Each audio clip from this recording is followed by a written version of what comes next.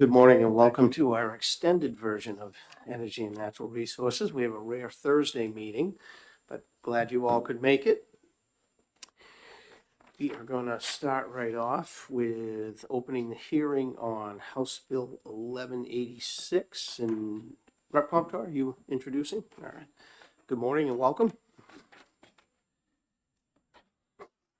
Thank you, Mr. Chair and members of the committee. I really appreciate you being here. And for the record, my name is Barbara Comptoir, representing Belknap 7, Alton, and Barnstead. 1186 came about at the request of the department, but when we found out, and when we looked further into this RSA, we found that a lot of our small farmers and backyard farmers were not following the law or as written. So what we did instead of doing things is we changed the RSA so that commercial farmers still have to do the refrigeration and everything. But folks selling, and just trying to find here, I'm looking at the wrong, no, I have the right bill. Okay. That small farmers selling to either from their farm stand, their home, or a local store in state can reuse cartons, because right now, for them to reuse a carton that is labeled grade egg or large, they're violating the law. So we put in some things there where they have to label that, and they're exempted from the other provisions. This is really important to put into statute to protect our small farmers. I think that we need to do this carve out, and it's only for intrastate sales. And we do say that, I'll let you ask questions because it's pretty straightforward. And basically all it does is say that the small farmer has to put a sign up saying that the eggs are not graded if they're in a reuse carton, that the size does not match because they're not grading their eggs, and that they don't have to wash them. Because we know that when you take off the bloom, it adds, the shelf life diminishes immediately. So I'll just leave it there. Thank you for your testimony. Do we have questions? Senator McCollum. Thank you, Representative. It's nice to have you here, and thank you for bringing this forward. Not much of a question. Great work. Thank you. Thank you very much, sir. Senator Rosenwald. Thank you. I'm sure this is current law, but I'm looking at the difference in maximum temperature Okay. and wondering if it's because before they're washed, they don't have to be stored at a lower temperature. They could actually be, At room temperature. yeah, Yes. it's okay. Thank you. Further questions? Seeing none. Thank you. Thank you. Director Wyman? Representative Barber, did you want to testify? It looked like you checked off no. I'm waiting to see. All right. We'll let the director go then.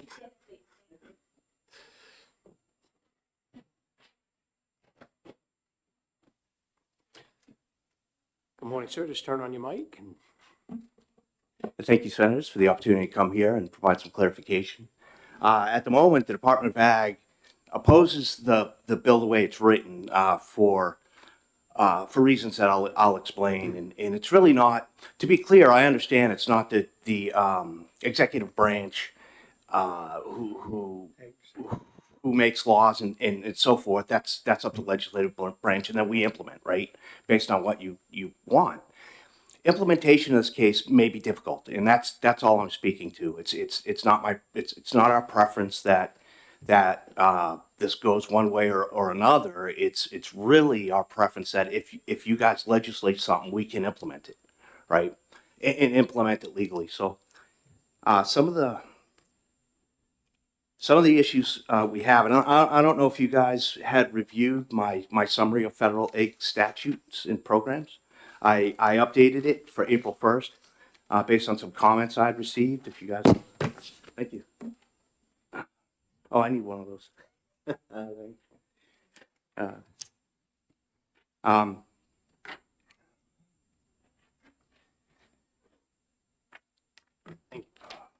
I think one of the probably one thing I should clarify is that this has nothing to do with whether or not an egg is washed, all right, and the shelf life of an egg. Really, it has to do with the labeling of an egg, the refrigeration of eggs for salmonella purposes, to minimize salmonella, and I think that's pretty much it, right? And so, by federal law, well, in grading and size, I should say, but I'll say by federal law, grading and size is not required. But if you do grade and size, you have to meet federal requirements for grade and size. It's that simple. So, you know, this original RSA makes that statement. Relative to refrigeration, USDA studies show whether you wash an egg or not, within 7 days, that egg goes from grade AA to grade B. And in that process, the egg, the air sac in that egg expands exponentially. If there is any bacteria on that egg, it is getting sucked in regardless. The coating that people are speaking to starts to break down almost immediately after hatching. There seems to be some misconception that, well, it lasts longer because Europeans do it. Europeans have a totally different method of protecting against salmonella. They vaccinate their flocks, right?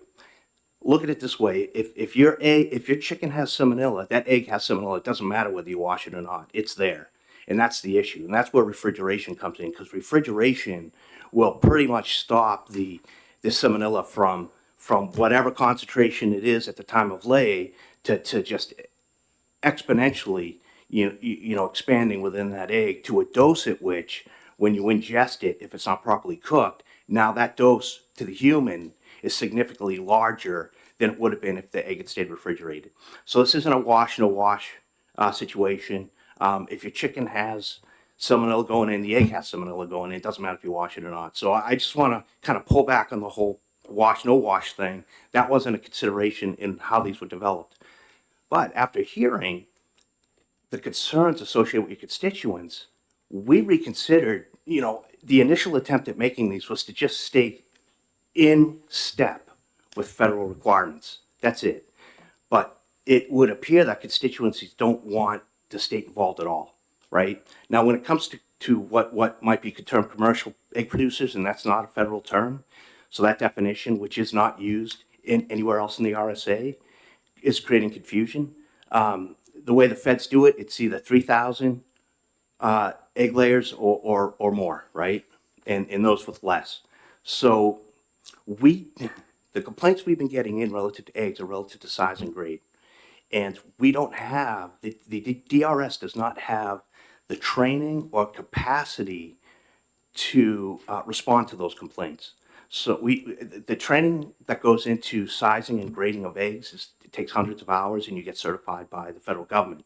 So if somebody calls me and says, I have a problem with this, and I send an inspector out and they're not properly trained, I'm not sure that's going to stand up in court or not, right? Plus, it has to be 10%, something like 10% of the lot or something of that nature. So I can't just go out, look at a 12-pack and say, okay, that's in violation of New Hampshire law because you claim grade and it doesn't grade out right. I need to look at several 12-packs to make that determination. So the implementation in and of itself, we're not qualified to do, and we couldn't do it anyway relative to backyard producers. So, and relative to refrigeration, well, it's clear constituencies don't want us getting involved with refrigeration of eggs in backyard flocks or sold on the side of the road. Well, if I get a complaint, I don't know how to handle that, because although it may be stated in this amendment that it is a exemption, it's still federally required. So what am I supposed to do? How am I supposed to implement that? Because as the egg control official for the state of New Hampshire, I have obligations to the federal requirements as well. So I just don't know, honestly, how this would get handled. The more we thought about it, the more we thought, well, if constituencies don't want us involved in the backyard producers, and we don't really have the qualifications necessary for enforcement on the larger producer level, should we be involved in this at all? And we believe we shouldn't. And some of the background associated with this is that we were assigned by the commission, hey, get all your expired rules up to date before I'm gone, right? I don't want to leave the next commission with expired rules. So we started doing that. When it came to eggs, the statute, the RSA, was so outdated, we couldn't do much with it. So I did my best to put in place rules that were consistent with national expectations, given the confinement put upon us by the RSA, which was written decades ago. And that was problematic. And that's why we came here to this point where we submitted some additional requests for an RSA change so that we can bring New Hampshire RSAs up to date with national expectations. And then it turned into what it is now today. And giving our further consideration, it's our recommendation at this point that the RSAs be repealed and we don't get involved. If there are issues associated with that, people have concerns, because you have other constituents that have concerns with the sizing and grade of eggs, well, I can forward them right to the federal, appropriate federal contacts to deal with their concerns that actually have the training necessary to implement that. So that's where we stand. That's why we oppose it. I do have, if the consideration is to continue down this path with the amendments, I have some additional amendments to add to this that I think would clean it up and make it at least a little closer to us. I can't, certain parts I just simply can't implement because I can't legally respond to somebody who says, look, they're not selling at 45 degrees. The federal law requires it. Now, as the egg control official, I have one person telling me it's illegal. I have the feds telling me it's illegal. I have a state law that says it's not illegal. They're exempt. From what? From state law? From federal law? I don't know. So there's the clarification. There's the background. I'm not sure that that cleared up a lot in my. Well, and that's the difficulty associated with this. This is extraordinarily complicated, and this amendment makes it significantly more complicated. And if you look at what I just handed out, I'm hoping that compendium will provide to you just the insane amount of detail and complexity that goes into egg, right? And the feds have this tight. The New Hampshire Department of Health and Human Services has this tight. Getting us involved in a situation that's already well maintained and doing so in a way that's not congruent with national expectations or national law creates a lot of confusion. That's exactly right. Senator Rosenwald with a question. Thank you. I'm more confused now, but I did want to ask you, how many cases of salmonella tied to eggs have been reported in New Hampshire in the last 5 years? I don't have the data associated with New Hampshire. The 2010 data for the USDA of reported cases was over 19,000. No, I was And specifically interested in New Hampshire. yeah, I don't. That would have to be a question for DHHS. It's an answer I could attempt to get. I don't know if New Hampshire has a requirement to report salmonella cases or not. It's outside of my jurisdiction, which speaks to the point here as well that DHHS already has a handle on this stuff. Thank you. So I want to make sure I heard you clearly. It almost sounded like you were advocating for us to just completely repeal the entire egg statute. That is correct. And specific to these RSAs under the Department of Agriculture, there are the statutes that DHHS, are responsible for relative to labeling and other aspects. Now, if we did that, that would push us fully to federal regulation. Well, the federal regulations are already required. There is a statement in federal law in this section that I provided you that specifically says no state jurisdiction can implement anything differently, right, relative to temperature. So by exempting anybody from not refrigerating their eggs at retail at 45 degrees, and retail by definition, federal definition is vend, and that's anybody who sells to a customer it's, well, I don't know if you, the statute, the federal statute says the state shall not do that. So. And that reference is in what I provided you. I provided you links so you can see and make that determination for yourselves. It kind of reminds me of the situation with meat processing. We're sort of butting heads with federal regulation. Yeah. Further questions from the committee? Yes, chicken and egg. Senator McConkey. Thank you, sir, for being here. The conversation's timely. I don't want to belittle anybody's position, but now that I have the egg police, I'm going to ask a couple of questions.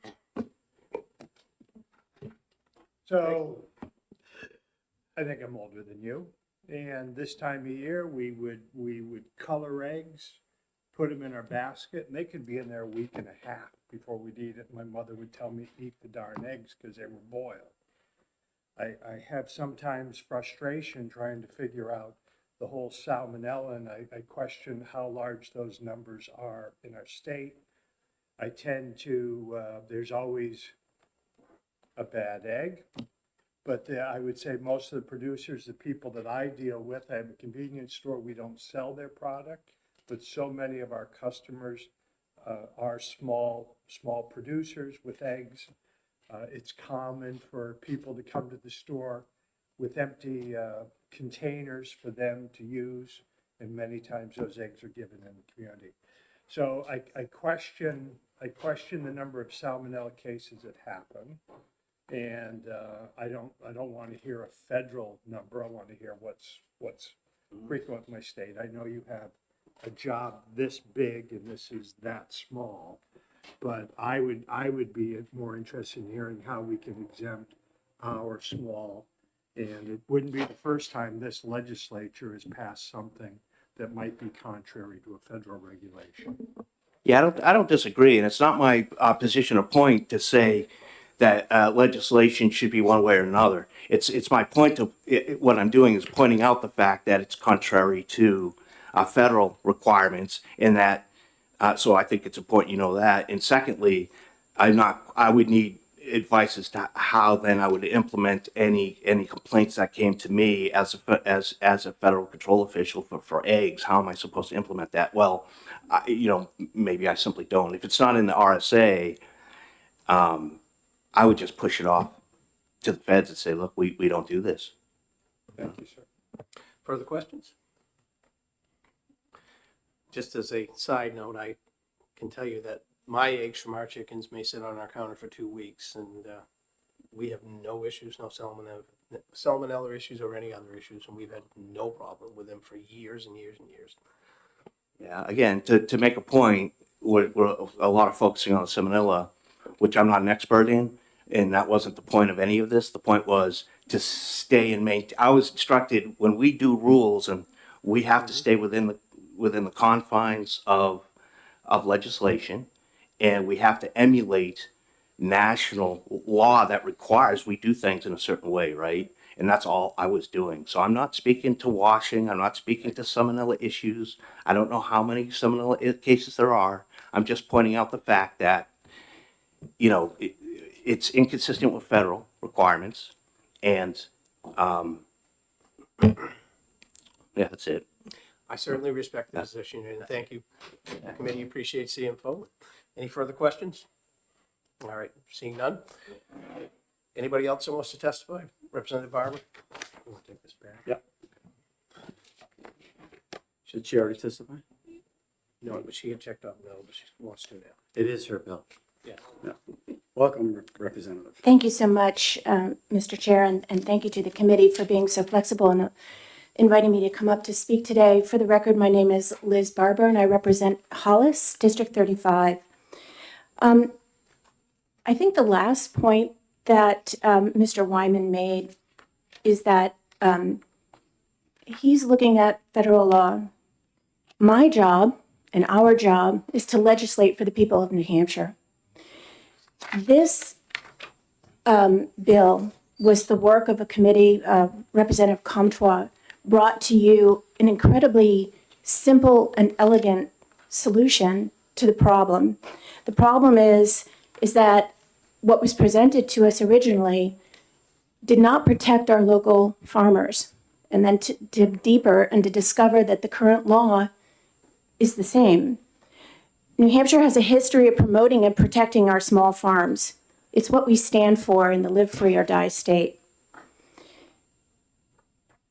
One of the issues that we found was the cartoning of eggs, and we've discovered that our farmers are actually, without knowing, breaking the law.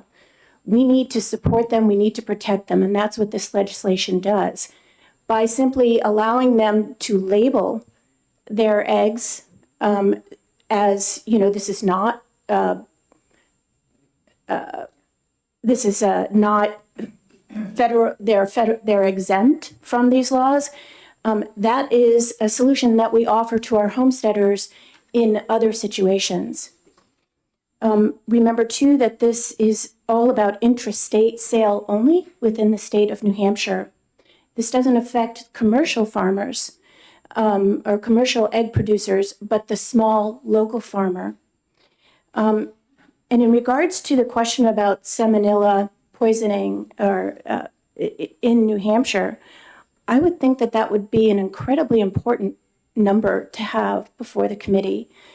And that tells me that maybe that does not exist, that we do not have that as an issue here, because certainly the department would know that. So it's I'd like to just conclude by saying that I appreciate the insightful questions that you've asked, and I would like to ask that you pass this bill as written. There's been an incredible amount of work done by the Environment and Agriculture Committee. And again, food security here in New Hampshire is very important. And we are here to legislate on behalf of our small farmers and to draw those lines.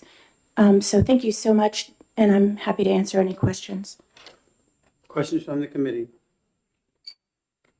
Seeing none? Thank you, Representative. Okay, I thought you're good. Thank you very much. Thank you. And I think that's everybody. Anybody, we got a waiver in the back. Welcome.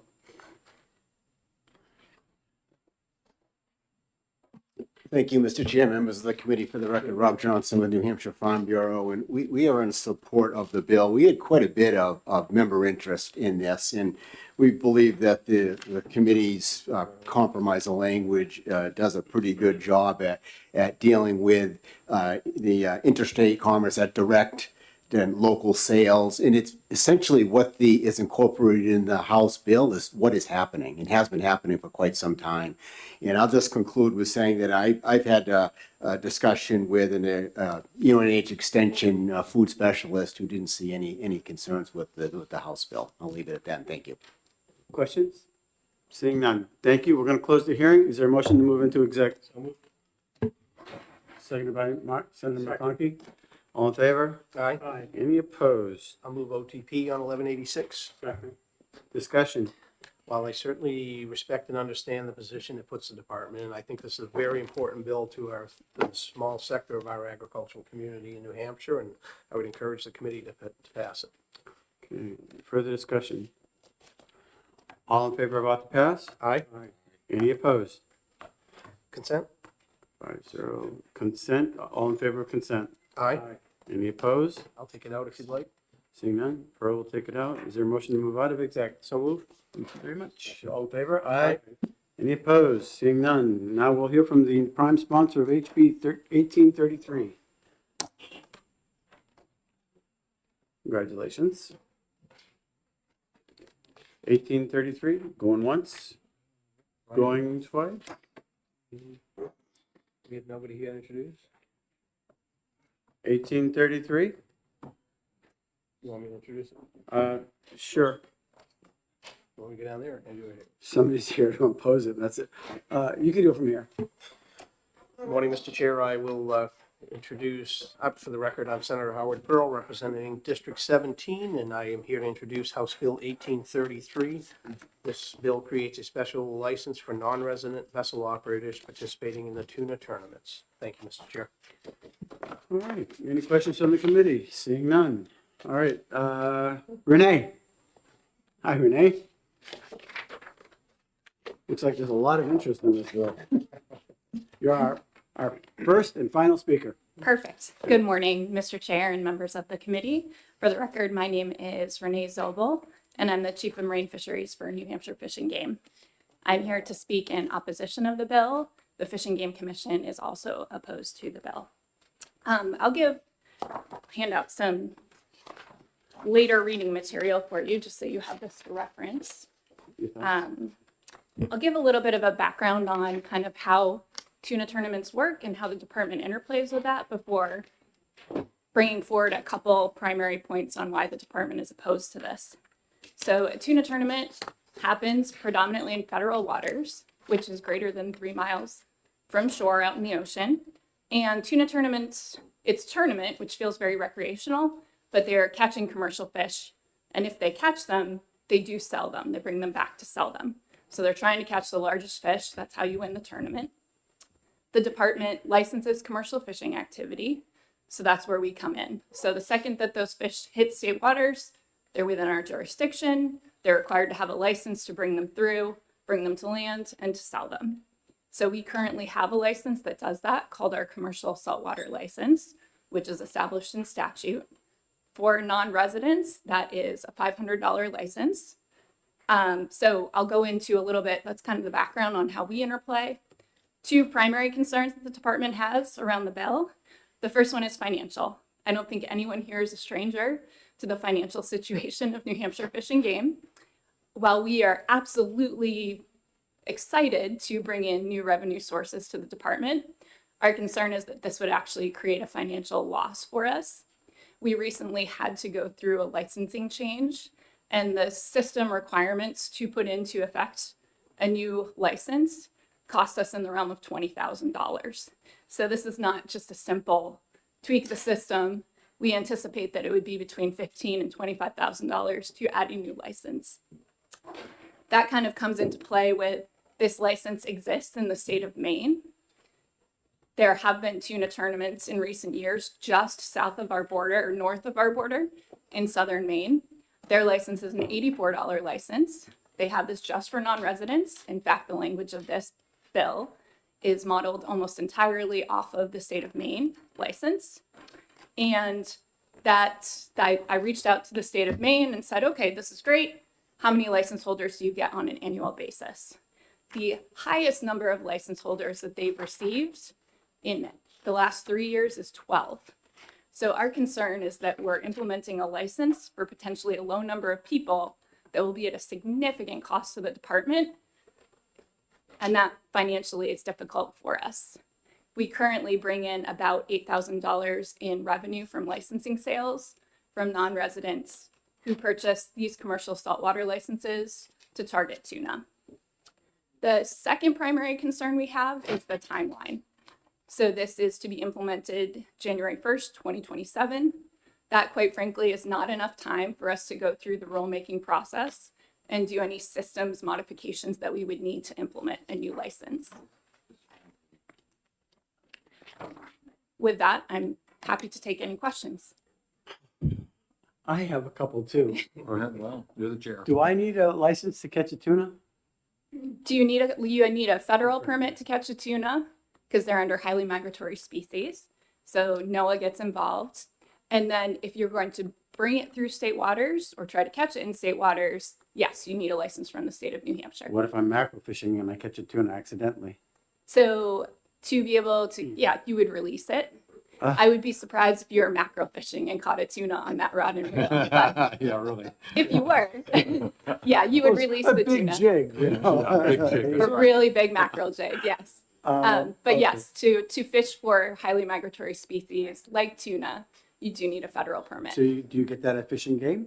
So the federal permit you get online through NOAA, Okay. and then it depends if you're fishing recreationally or commercially for New Hampshire. You have to pay for it if you're over 63. You do. All right, Senator McConkey and then Senator Thank you. Waters. Couple of questions, if you'd indulge me. Sure. Madam. So did I hear you say that what's the cost to bring out a new license? So yeah, so we recently had to go through a license implementation, and it was about $20,000 to implement that. So the estimate is 15 to 25,000. That So is that for any new license Fish and Game brings out is going to cost 15 to 20,000? Yeah, that was a system change estimate for a new license that was given to me by our licensing division from that recent change. So I can't say exactly how much it would cost, but that was the estimate. It just seems over the top. I agree. I can't even comprehend that number, and it makes me wonder why we're having issues with income. And then the second, I would love if someone could possibly, Mr. Chairman, bring that information to the chairman. Sure. He could let us have that. I'd love to see that. Second thing is, did you mention an estimated cost of what they were looking for that to be? Did I hear a number of $500 for that? Sure, good question. Thank you, Senator. So the current license to be able to fish for, transport, and land commercial fish in New Hampshire is $500 for a non-resident. This would give the director and the department the authority to set the license fee if this license were established. Okay. So it's $84 in the state of Maine. They receive general funds. We very much anticipate that the price for this would be set higher than that. Thank you so much for your time. You're Thank welcome. you, Mr. Chairman. Welcome, Senator Waters. Thank you. So to summarize,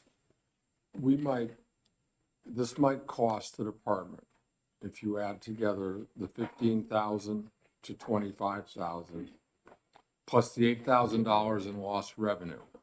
This might cost the department $23,000 to $33,000. And the income that we brought in for the new license would be $120 to $300. That's the way the figures come out. Yeah, so the new license hasn't been established as far as what that would cost. We would take a look at that if this passed. But yes, it's potential that we would lose quite a bit of revenue and have expenses beyond what we would be able to recoup from this new license. And if I may follow up, I mean, the bill says you could not set it at more than, it had to be between $10 and $25. That's why I thought Oh, the $120 to $300 maximum revenue at a cost of up to $33,000. understood. Senator, that's for the derelict fishing gear fee that is also required by this license. That's the fee that you're referencing, and that would also be, the surcharge would apply for this license. That would be in addition to the licensing fee.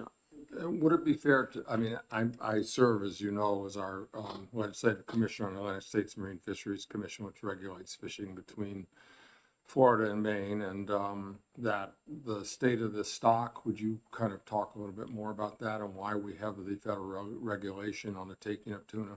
Sure. So tuna is managed under ICAT, which is a international organization, as bluefin tuna are not just found here in state waters, but their spawning areas and areas where they transit are international. So ICAT sets the limits for bluefin tuna for different areas around the world. That has to be very heavily monitored. So in our case, NOAA Fisheries is the agency that is established to be able to set limits, set seasons, and we do have specific seasons for the northern portion of the bluefin tuna range that our individuals fish under. Maybe one more. Wouldn't it be fair to say that there's considerable pressure on this stock in terms of its sustainability? Sure, there's plenty of fishing on the stock. Last year, both the southern region and the northern region closed. So in most years, the quota or the number of fish that can be taken out of the stock are taken. Thank you. Senator Rosenwald? Thank you, Mr. Chairman. Sort of following up on Senator Waters' question, are we talking about two different fees here? One for the non-resident license, which I don't see anything about giving the department rulemaking authority to set the fee on, but you probably have it somewhere else. And then a separate add-on to that of $10 to $25 for the derelict fishing gear and coastal cleanup fund? Yes, Senator, you're correct. So the language for the derelict fishing gear surcharge matches the language in all our other statutory licenses. In fact, I believe Senator Waters brought that legislation forward a number of years ago. And that establishes a fund specifically only to be able to clean up fishing gear in the water or on the coastline of New Hampshire. We do utilize that fund for those reasons. Follow?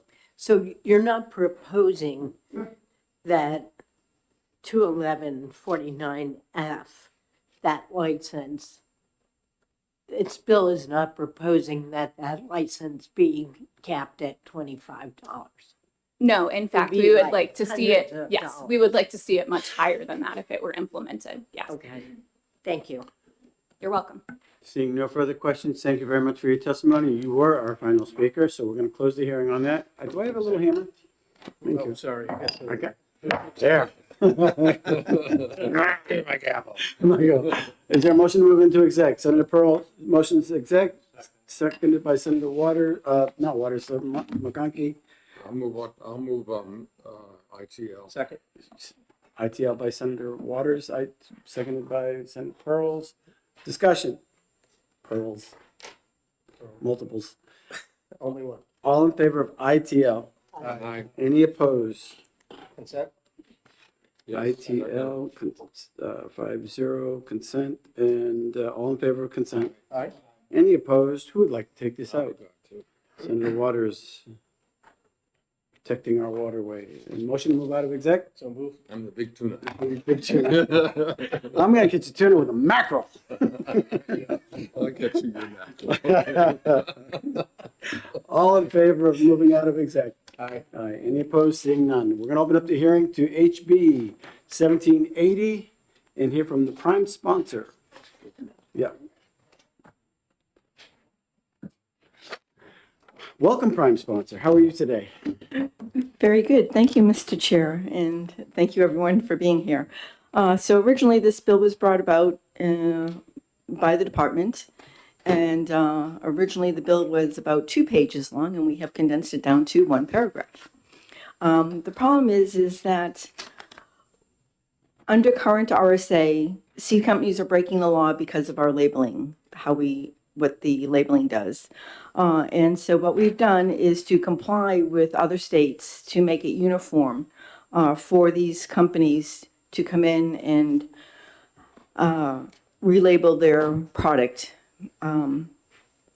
And also put in the thing where it says seed shall not be sold more than 36 months from the production date. I think that's really important because we're concerned with germination rates. And as we know, germination rates go down from over time. So this was what we came up with, and at the time, all members were in favor of this. So I'll entertain any questions. That it? That's it. All right. Discussion, questions? Seeing none? Thank you. This is good. Seats. All right. Wonderful. Thank you, Representative. All right. So you don't want to talk. Alan? Wyman?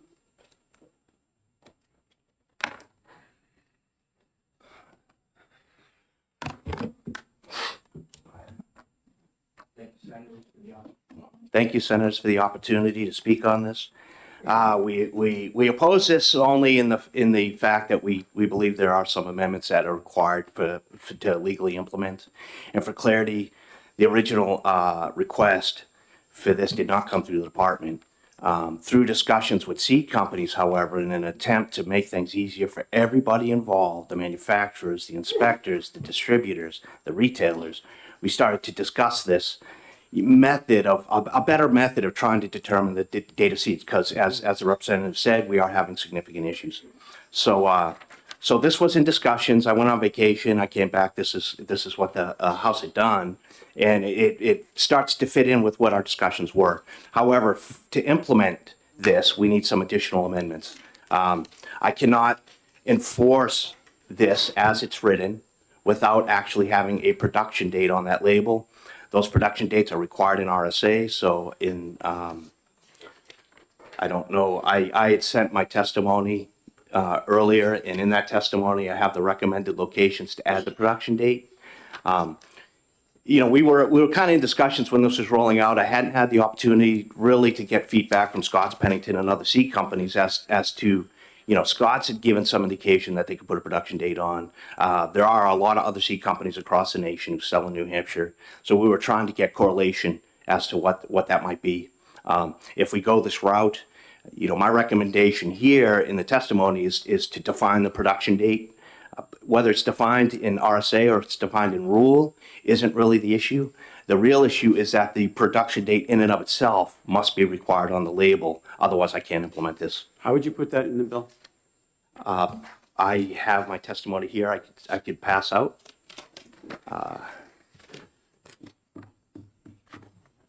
Representative, you okay with the production date being on there? You go. Sure. All right.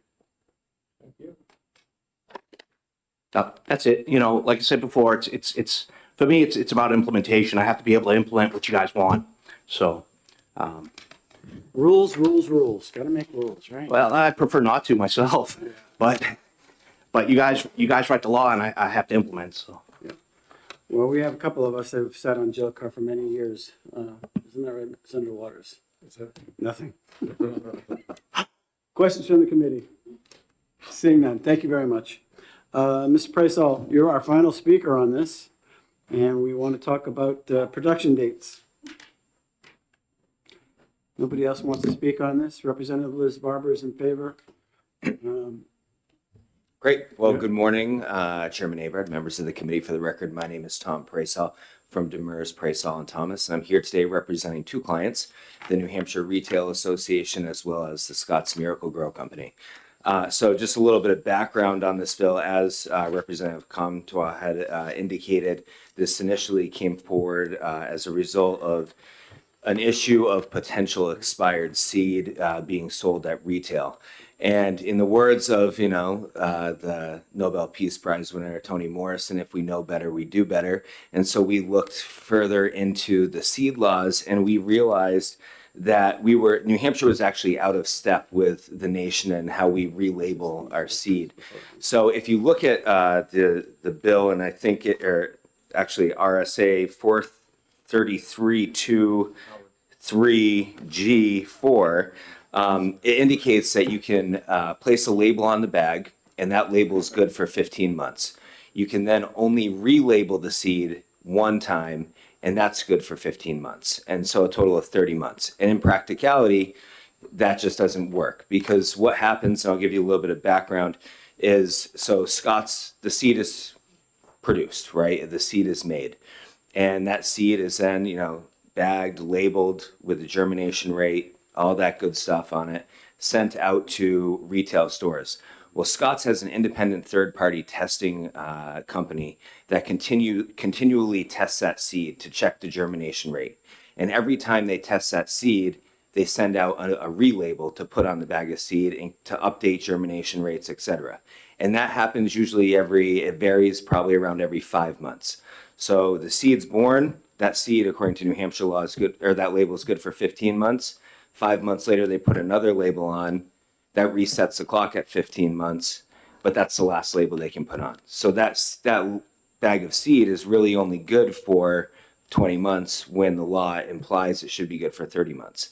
So we looked at all this and we sat down with the department and we said, well, how do we fix this, right? Because I think 42 other states, the vast majority of other states, allow for unlimited relabeling, right? The consumer is aware, has more information as far as, okay, this was just tested and the germination rate is this. So we think that's a good thing. So what we agreed on was that we would remove the limit of the relabeling and we would set a cap for how many months the seed can be sold in New Hampshire at 36 months. As Director Wyman had indicated, we thought that made sense because it's a simple 3-year. Right? You can look at the bag, say, all right, that was a production date. 3 years later, okay, it's not expired, or it is expired. Hopefully it's not expired. And so we had thought that we would define production date in rules. That gave everybody time to get together, all the industry, all the other seed makers, and determine what would be a good production date. I did see this morning the production date definition that was recommended by Director Wyman. And while where was my notes on this one? Oh, so I ran it by Scott's real quick. And at first blush, we have no problem defining production date. We think we should define it, whether it be in rules or in statute. The only issue that might come into play is that germination tests can be done after the seed is bagged. So that could create some issues with the language that was proposed, meaning the calendar month and year the seed's first germination was completed. So we would almost think maybe it makes sense to set the production date at the month and year the seed is bagged and on the production line. That might be the best, because that's when the first label goes on. So that might make more sense. I'm happy to work with the department and further flush that out as far as what that definition should be. In regards to the other cross references that the director had proposed up above in your testimony from him, it indicates 433.2.3i, 433.2 VG, 433.2 7D. The first one refers to grass seeds. The other two refer to vegetable seeds and flower seeds. I can't necessarily speak to those in the production date, but just wanted you to be aware that those were those references, and happy to work with the committee on how we can flesh this out and make this work. Senator Waters with the question? Yeah, thank you, Mr. Chairman. So I think it probably statutorily or through rules, a process that we could amend this Yeah. to do that. However, when I look at seed packages, I don't see production date. Correct. I see that they have, produced for and have 2024, now 2026. And then it has a sell-by date, which is usually in that same calendar year. Yep. Would we be, if we pass production date, would we be expecting Burpee and everybody else to change their national packaging to include a production date? So it's a really interesting question. I appreciate you bringing it up, because when we were talking about how to go forward with this, Director Wyman actually was the one who suggested production date. And speaking on behalf of Scott's, we decided we were going to create the Wyman label. And Scott's is going to actually change all of their production to include a production date moving forward once we burn through the current seed. And the intent in the meantime was to go out and, when they're relabeling, throw a label with the production date on there. Yeah, so we would be expecting every seed company who wants to retail or sell over Amazon in this state to change their label just for New Hampshire? I will say that when you look at a seed label, different states have different months that they allow each label to be good for. New Hampshire's 15. I have it on my computer, but like there's other states where it's 9 months, whatever. So what they do on the label is they have a list of the states saying good until, this label's good until X, X, X. So they would add something along those lines. That's not exactly my question, because those dates are connected on all the seed packages I've looked at for a year. So would your assumption be production date simply means 2026 rather than a day? I think it would be a month and year is the intent for the production date. So therefore, and that would affect the sell-by, I guess. So therefore, we would be expecting every seed, anybody who sells seed into the state, whether retail or by mail, would have to know that New Hampshire requires them to have a production date, and they'd have to produce a label. They already have to. Yeah. They have to follow New Hampshire seed label. But the production date, what does it mean? That's what I'm trying to get at. I understand, but they already have to follow New Hampshire seed label to sell Yeah. the state. There are federal requirements regarding the sale of seed. However, each state does have the authority to create their own seed laws and label, specifically in regard to the My label. last one on this then is that, I understand that, Senator Pearl, but I guess, would we need to specify, if we amended this, that the production date is a year, not a day? Yes, I think. All right, that's what I was trying to get at. Yeah, Finally got no, there. I All right, think- thank you. I think the intent all along for the production date would be a month and year, right? And that would allow month and year, so year and month. Okay. So like for 2026. So how do we implement this Wyman thing? I think the bill as drafted does implement that. I do think the only thing I think you need is the first one, 433.23I on the production date, because that refers to the grass seed. And then as far as production date, I think we had intended that that would be defined in rule. But if you want to define it in statute, we're happy to work with the department on what that language might be. Senator McCarthy? No, I'm set, thank you. Would it, if I may? You may. Would it make more sense? I mean, you're sort of doing that in the, I'm reading the production date, language that the department provided. I mean, the germination is the most important. That germination test is the most important part because that starts the clock as to when that test is done. I mean, couldn't it simply just refer to that, which it looks like it was what they're trying to do in their definition here? Yeah, I get that, and I think that does make sense. The only, and I have to flush it out. I just saw this language, and I shot a quick text to Ohio. Is that I think sometimes the seed is bagged on the production line before the germination test is done, right? So the seed is technically born there. I don't know if born is the right word, or produced there. But I'll talk to them and see if that makes sense. So what you're saying, it's not ready for being executed then, unless, I think if you've got another week, I think that would be maybe helpful. all right. I know it's not an early bill. One more question. Senator Waters? The bill in referencing the calendar month and year germination test was completed and sell-by date is just for the relabeling sticker. It's not for the original label, This would be for the original label. but it says, the bill says to use relabeling stickers. So the bill is about the relabeling, not about the original. You know, let me go back and look and make sure we have it in the right section, but I think We gotta that's, get that straightened out too. All right. Yeah. 1 week. yes, because I think this is regarding relabeling, and that's why we're removing the relabeling shall not. But the intent when we originally went through the committee was to just say, you can relabel it as many times as want, you just can't sell it more than 36 months after.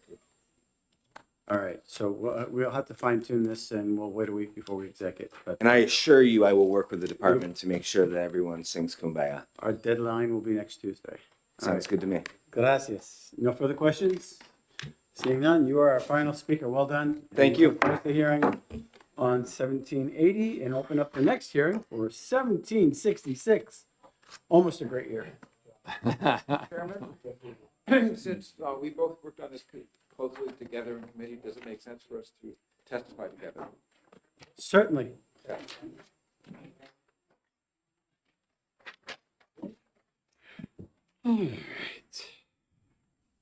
Who wants to go first? For the record, Barbara Comtois, Belknap 7, Barnstead and Alton. And for the record, Peter Bixby, Dover, Stratford 13. So this bill has been a culmination of years' worth of work. And this particular bill came out of a meeting that I attended last fall with members of an SPCA, a police chief, a sheriff, Farm Bureau, and other interested parties. And we went through the language so that we could make sure that people were okay with this. And then we have since then fine-tuned this. And what this bill basically does, and if you just look at it quickly, we have the RSA 644, right, which is the animal cruelty statute. What we did is we created a new subsection for livestock specifically, which it comes down to, it's a new paragraph, cruelty to animals, livestock. And we've worked through that whole section of law, and if it's on line 24 on the first page, is where that new section starts, dealing specifically with livestock. We still allow animals, law enforcement to confiscate animals if they see that they're in imminent, if the livestock's life is in danger. They can confiscate them immediately. That can happen. We also suggest that if they're going to be an arrest and probable cause, that the state veterinarian or his or her designee must be involved in that. And the reason for that is because livestock is different than the small animals because they're species specific. I tell everyone the same thing. All cows look sick to me, but that's okay. And I know they're not. And I really enjoy them. Looking at an animal and not understanding their physiology or the species and how it works is very important in determining probable cause. And we wanted to make sure that we had a designee because we know the state veterinarian's office cannot be everywhere. We also wanted to include the fact that it can be accompanied by video and not actually in person when time is of the essence. Okay. So, Representative, have you seen this amendment? I'm sorry, I have not. They have not, Oh, because I just, thank you. you just got it? Yes. Oh, Could one of you be reading it while one of you is talking? okay, sure. So I think that the section that I'm talking about, I'm just going to look here. There are some small changes where the day, where it says livestock confiscated without a warrant, where a charge has not been filed. In the original bill, it was 7 days, and I think 10 days makes sense. I think that's a great change.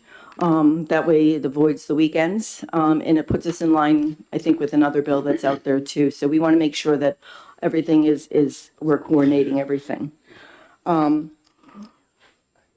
The other change, I believe, is in section B, where it says a status hearing will be held. This form shall inform the person of their right to have the confiscated livestock animal examined by a licensed veterinarian chosen by the person, charged at their own expense. That is important too. The person needs to understand that if they do not agree with the veterinarian that is determining that there's a probable cause, that they get to have a veterinarian of their own choosing, paid for at their own expense, to also look at their animals and determine what's going on. Because sometimes an animal may be under a veterinarian's care and they're trying their best. I'm not saying that always happens. And then we also put in a section on, let's see, I'm just trying to look real quick here. And then we also have a section under for temporary care, which is on page 3 of the original bill. We put in a whole section about that and how that works. And we also have in there that if an animal, livestock can be taken into protective custody by an appropriate law enforcement officer or a municipal animal officer, when the owner or caretaker is not present and there is probable cause to believe that it has or is being abused or neglected. We want to make sure, this is all about making sure that the animals are taken care of. And if they are in danger or if their life is threatened, that we can act. But we also want to make sure that we're not acting rashly. We've got to find the balance. And law enforcement is the appropriate tool because they're the ones that deal with criminals. And that's why it has a lot about law enforcement in here and what they can and cannot do. I think we struck a pretty good balance on a lot of the things. So I will let Representative Bixby. Yeah, so I just want to point out one thing that is not entirely obvious unless you recognize how we have essentially put in a new section that deals just with livestock. So on line, I believe it's line, I have a slightly older version of the amendment, so actually it's, I'm talking about this one. So on line 5, cruelty to animals, amend RSA. Line 5 of what? Line 5, page 1.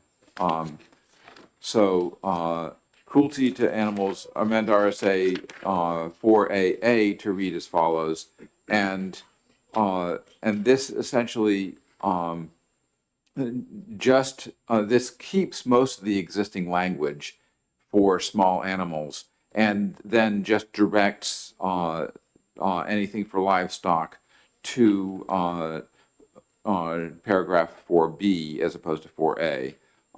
And one of the things that happens there is that there was one of the things that we discussed in committee was the question of whether a officer of a duly licensed humane society can be involved, and it was pointed out to us that there is no such thing, but and we discussed whether we should try to take that out for the small animals as well as the livestock, and we decided we wanted to leave existing law the same as it is, so we don't make that change for small animals. So that remains here at line line 7 of the 4AA. So we didn't change that. That was an intentional choice not to change it, because we figured if we were going to change things for small animals, that should be a different bill that we do next year. So we didn't want to upset that. There were a couple other issues that the commissioner brought up to us in an email. He may talk about those in more detail, but in section 4BA, which starts at line essentially bottom of page 1 through the top of page 2. Any person charged with cruelty to animals under RSA 644(8) paragraphs 3 or 4 may have his livestock confiscated by the arresting officer. No animal should be confiscated unless the person is charged under the section, except when there's probable cause to believe the animal's life is in danger. The investigating officer for the case involved shall be accompanied by the state veterinarian or designee, or by a video. When there's probable cause to believe that the livestock should be confiscated, and there was information brought to the commissioner that suggested that could involve up to 50 calls per week, which would be a huge expense for the department. And in order to clarify that the department only gets involved when the question is there probable cause to think that the animal's life is either in danger or that it must be confiscated, the department doesn't need to get involved. He suggests adding the phrase "without an arrest being made" after the end of the sentence, determined probable cause to believe the animal should be confiscated. He can. What line is that? That's line page 2, line 3, I believe. It's also on the amendment, line 9. Okay. I believe that the commissioner is going to give you more detail on that, but we agree with his thinking on that. Then in section D, let's see. I'm trying to tie these together here. No no person other than the state vet, where's that? Okay, so page 3, near the bottom, I think it's line 30, no person other than the state veterinarian or the designee or an employee of the government agency with jurisdiction to investigate violations of this section, and et cetera. And then the final sentence of that currently is no person who may be called upon to take custody of any livestock seized as a result of a complaint under this section may participate in the decision to seize any livestock. And as a result of input from stakeholders, I believe the Governor's Council on Humane Treatment, he wants to add the line that the act of making or forwarding a complaint does not make a person part of an investigation and does not render them ineligible to take animals into custody. We would be fine with that change that the commissioner suggests there too. I would just like to say, in reviewing the amendment by Senator Pearl, I think they make sense, and I am in agreement. And I do think that these small changes that the commissioner has requested should be inserted. I think that will eliminate some of the concerns about the fiscal note if we add those in. Senator Pearl, do you have any comments on this at all? I'm listening. I have not seen the commissioner's language, and I'm happy to entertain that as part of an amendment. I think, Mr. Chair, we're going to have to obviously hold this another week, and we'll look at making a further amendment to the language that I. Can we have it by next Tuesday? I think we should be able to. All right. Senator Rosenwald and then Senator Waters. Thank you. So in looking at for 644.84 AA, all animals except livestock can be seized when there's a danger to their health or life. But then when I go down the page to the livestock section, the livestock can only be seized when there's an imminent danger to their life. And so I'm wondering why some animals' health Some could be under treatment. is considered more valuable than other animals. Thank you for the question, Senator. And I think we have to look at this in two separate sections, okay? So we have our animals that are our pets, and then we have livestock. And livestock is usually an animal that is raised for a business or for personal consumption. Just going to put that out there, except for equine. Obviously, we don't do that, but they are listed under livestock. The health of an animal is extremely important, obviously, but if a livestock's health is in danger, that means their life is in danger.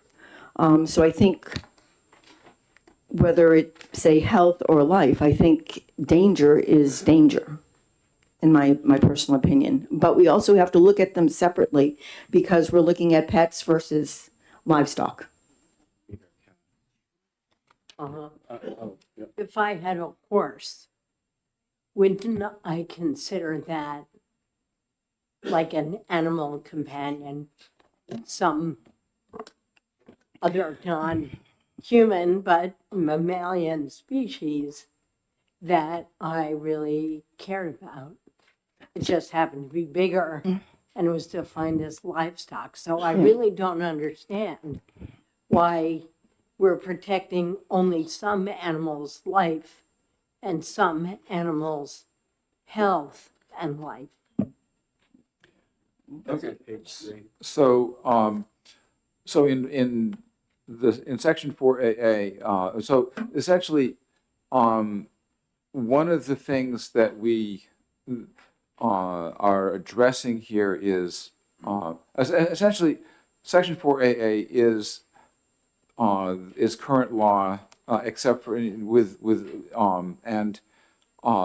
this one of the things that has been happening over the years is that this the use of temporary custody has been used as a way which is essentially was intended to be what is used when there is no one, when the owner is not present.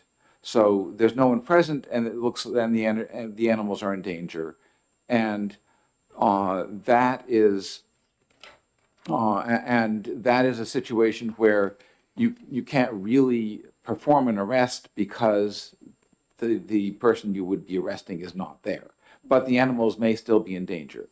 So the intent of that was to cover situations where the owner was not present or a manager wasn't present. What ended up happening was that the section that has to do with cruelty where the owner is present would require that either a person that a person be charged with a crime in order to take the animals.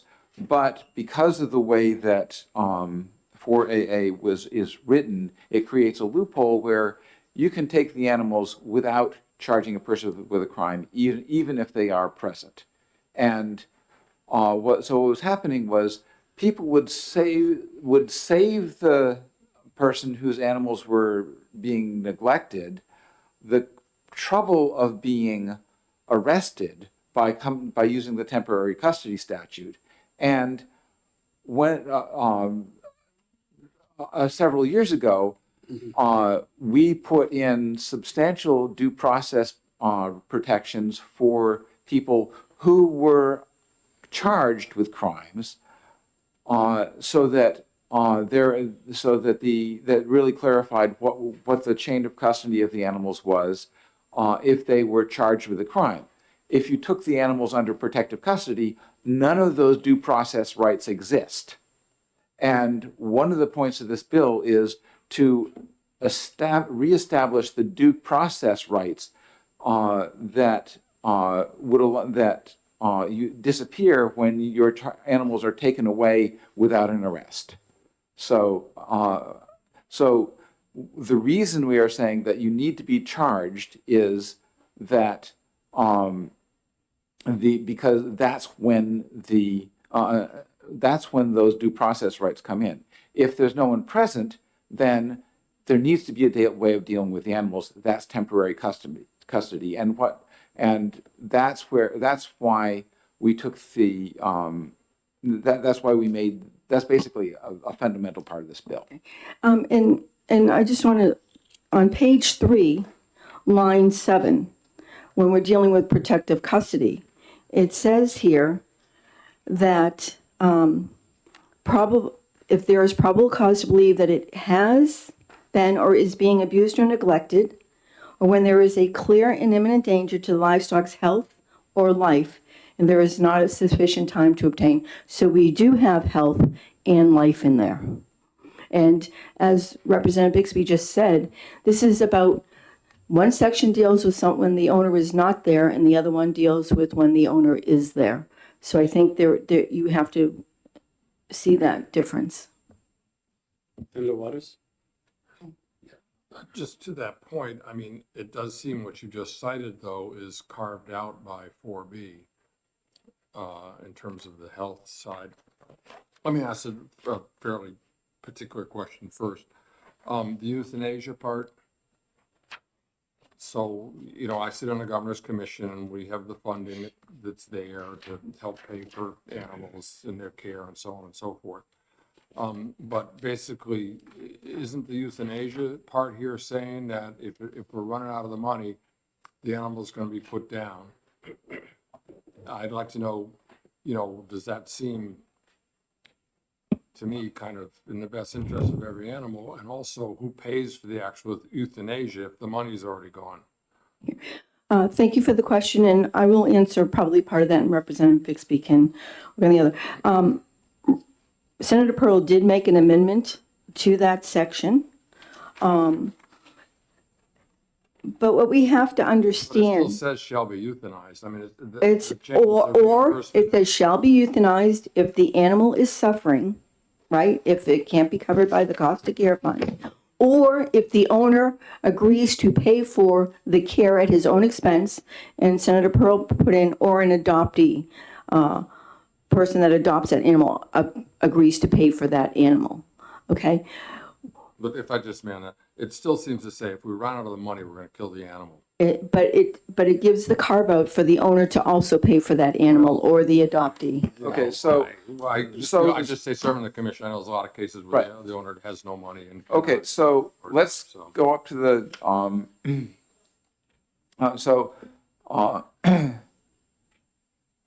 If I So- could have the commissioner come up and testify. I Okay, saw you so- shaking his head. Okay, so I'm gonna sort of cover what we discussed in committee, and which was heavily influenced by some very good thoughts from the commissioner. So I'm sure he will reiterate those when he gets a chance to come up. But so if the treating veterinarian believes that the livestock which has been confiscated is in a state of suffering and the cost to alleviate the suffering will exceed the amount allowable for reimbursement, unless the owner pays, or with the amendment, the adoptee pays, the animal shall be euthanized. So the decision point in this here is, does the and we spent a lot of time trying to decide whether this should be a may or a shall, and the commissioner really helped us with this. So the decision point is the treating veterinarian believes that the livestock is in a state of suffering. So that is where the determination made that there is a state I of may suffering. interrupt, excuse me, it says suffering, but then it says and at the cost. But It's not wait, that the wait, suffering can't be remediated, it's just we don't pay to keep it remediated. no. That's the language. Let me continue here. So, if the animal is in a state of suffering, and then that is which is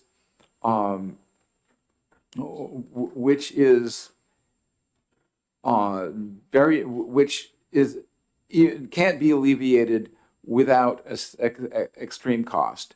Then that is The word if extreme is not in there. right. Okay, so the cost to alleviate will exceed the amount allowable of reimbursement. Out of money. So if the and this is livestock. This is essentially a working animal. It is not a pet, and we would not. And this is If I not may on like that point, the equines here, there aren't many working horses anymore.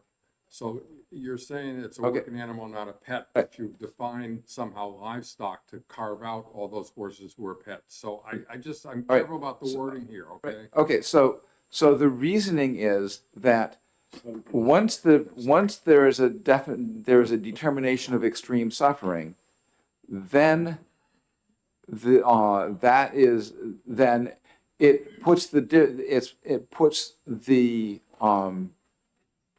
puts the veterinarian who is attending in a very difficult situation, whether there's if you put a may be euthanized there.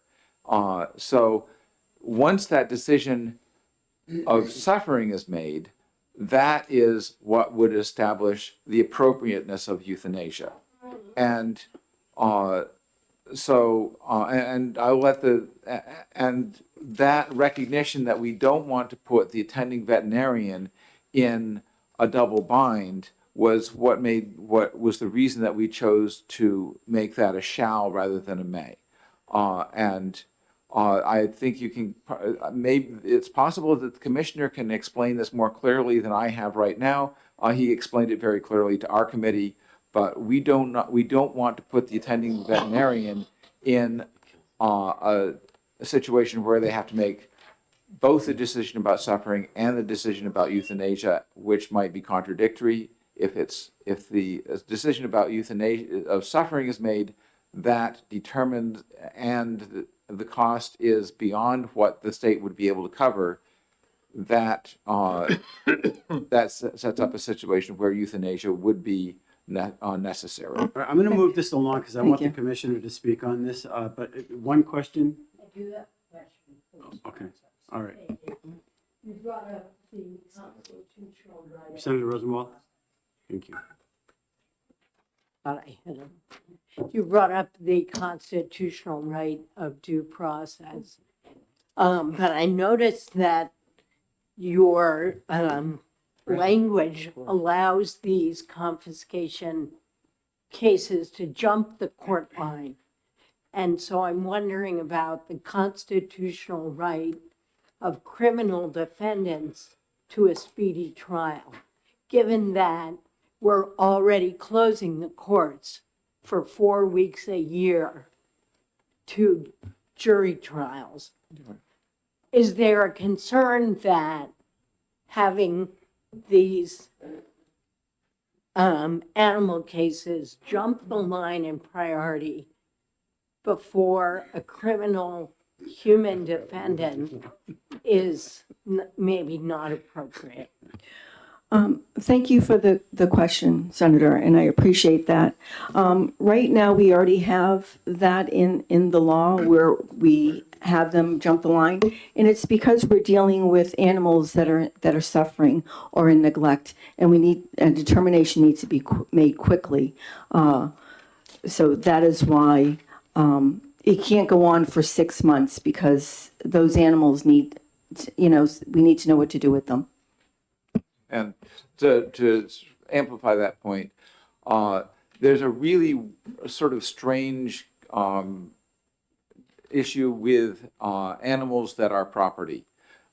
If there is a question about a car that's been stolen and is being kept for evidence, you can keep that car for a very long time without suffering. Not the same with an animal. Thank you. I'm going to move this along, and I thank you very much for your testimony. Commissioner, Thank you. would you like to come up and? I would like to be the last to testify because there's a lot I need to hear and take into consideration. I'm glad to address this last question that Okay. Senator Waters had, but I don't want to present my complete testimony at this time. That's fine, that's fine. I just trying to give you the Appreciate that. respect you need to get in here, and I know you're a very busy person, so. Yes, and that's why I have to apologize for not getting this out. I've been running around, and I think probably the only person who can appreciate this as much as I is Senator Pearl. I've been running around like a chicken with my head cut off, and I think he probably But understands were you that. suffering? Was the chicken suffering? So I think the question that came up about the shall versus may, I think most of that was covered. This is livestock, and livestock has a value, whether it's a horse or anything else. And the important part that was not addressed was unless the owner pays for the care. So the cost of care fund is not going to run out of money, but we have established limits for how much we can spend per animal, over which it just will drain down the cost of care fund. So we have those limits and rules. Don't remember what it is off the top of my head. So you're there.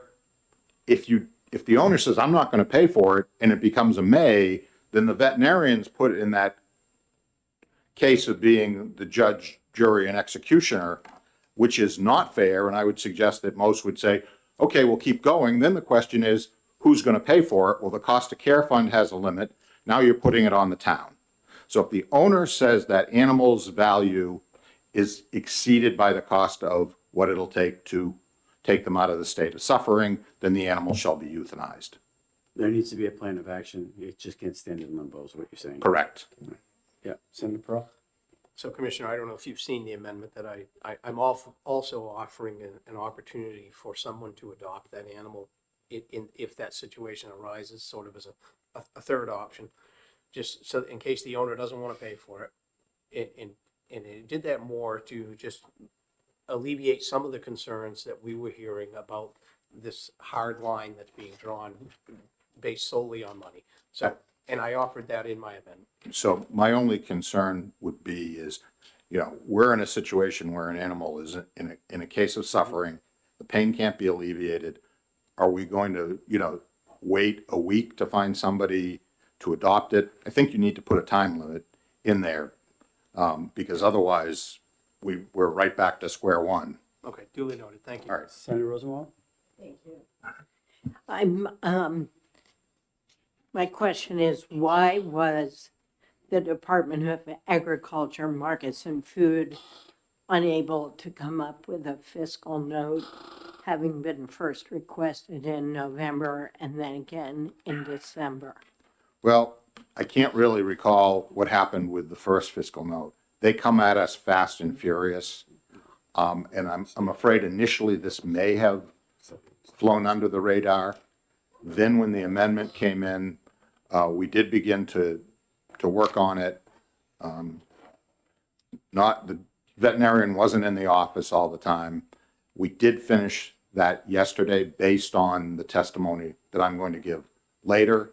Although I know that it's not prepared for you, the total number is there. Dr. Prescott is here, he has his fiscal note, but we do apologize for not being able to get, it's just, as I said, we're all running around like chickens with our head cut off. I can't even keep track of all the legislation that is out there as much as I want to. I did miss a very important bill because the Senate heard it early and I wasn't expecting it, and there's only so many hours in the day and only so much manpower, but it is finished now for you. Well, let's say instead of flying under the radar, galloping over the fences. Senator Waters, you have a question? Yeah, just to comment on that fiscal note point, that I have seen the worksheet, and the person who would have turned it into fiscal note is out today, but Mickey will see what he can share of the worksheet with us, and certainly we'll try to have the fiscal note for us very, very soon. So we need it. Just just very briefly, and I know you're coming back up, Commissioner, I appreciate it, but I'm looking at Senator Pearl's amendment on page 2, which is about the suffering and the euthanasia. And previously I heard Representative Bixby say extreme suffering, but that word is not here. And I heard you say can't be alleviated when the language that the suffering can't be alleviated is not here. So I just think that, and the third thing I'll note is that the mayor shall, the statute is giving legal protection to that veterinarian or whatever decision they make. They're exempting them from lawsuits. So I just think that if we're going to have a week, that would you please look, if you want extreme in there, put it in there. If you want can't be alleviated instead of just the cost, put it in there. And if and do the rethink the may, because you're giving legal protection here. So I just think that I'm worried when the testimony comes in, uses words that aren't in the proposed bill. Senator Waters, I appreciate that. I was cringing when Representative Bixby said extreme because it's not there. When an animal is suffering, the suffering needs to be alleviated. I said cannot be alleviated, meaning within the amount that's allocated within the statute. So it's going to cost $6,000 to alleviate that. We can't spend that much, then this kicks in. Okay. But it's not extreme. It's any amount of suffering. Yeah. No animal should, a veterinarian shouldn't have to say, well, it's suffering, but I don't think it's extreme. That's not right. And we shouldn't be talking about that. Suffering should be just looked at as suffering. Do we have the ability to alleviate that suffering? Is the owner willing to pay for anything above what the state's willing to pay for? And then don't make this something that the veterinarian has to decide. He's going to come back up. Just a quick follow-up. Do you think there's sufficient definition in statute of suffering?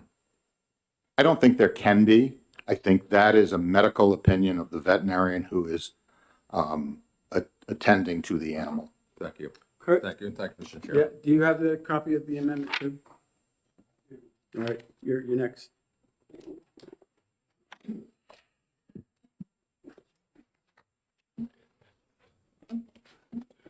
Good morning. I'm Kurt Ehrenberg. I'm New Hampshire Director of Humane World for Animals. Appreciate being here this morning. We are strongly opposed to this bill, and I will just go over some of the reasons. It adds barriers that can prolong animal suffering by weakening key protections for abused or neglected horses and other farm animals. It restricts timely intervention. It limits expert and nonprofit involvement. It risks returning animals to harmful situations, and it forces unnecessary euthanasia. It revokes the authority of licensed humane societies and eliminates their role in the seizure of or temporary protective custody of livestock. Removing them disrupts this well-established and effective public-private relationship. It burdens local law enforcement and leaves animals at risk. Humane groups provide law enforcement agencies with free veterinary care, supplies, transportation, emergency housing, and animal care staff. How does the state plan to offset costs to local agencies when they go beyond immediate medical care and are no longer covered by nonprofits? Now, this forces euthanasia if the cost of care exceeds an arbitrary $5,000 threshold, prioritizing cost over animal welfare. It mandates euthanasia even when animals are being held as evidence. It does not take into consideration the high cost of veterinary care for livestock and horses. And it eliminates life-saving options for animals that could recover and be rehomed.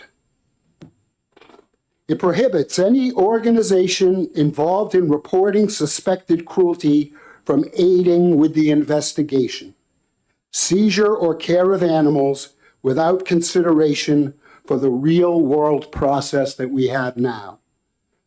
Licensed humane organizations receive complaints from citizens. Then they contact law enforcement.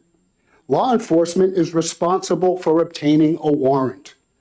Under existing law, if they seize livestock, they must be accompanied by a licensed veterinarian who shall set the probable cause criteria for taking the animals. Citizens often file anonymous complaints because animal abuse is often connected to interpersonal violence. And in cases involving cockfighting, there's organized crime and neighbor intimidation. And I'll just say, you know, in New Hampshire, we had this crushing case. There's all kinds of abuse of animals that go on kind of under the radar in this state. So, you know, when I say cockfighting, it's not something we associate necessarily with New Hampshire, but these things do go on and need to be protected against. So this also allows any claimed co-owner to petition for temporary or permanent custody. Individuals claiming co-ownership, including family members or friends of the accused, can seek court-ordered temporary custody of the animals. Could place animals back into the same abusive or neglectful environment, undermining protection for the animals. I'm almost done. Livestock abuse cases often involve large animals with high care costs and complex needs. Expert intervention saves lives, prevents prolonged neglect, and supports fair enforcement. Weakening these tools does not improve due process.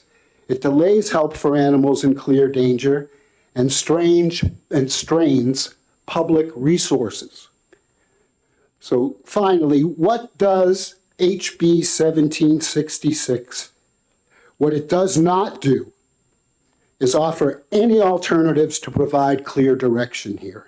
It does not establish a procedure for housing animals in cases where the local licensed humane society is prohibited from assisting law enforcement.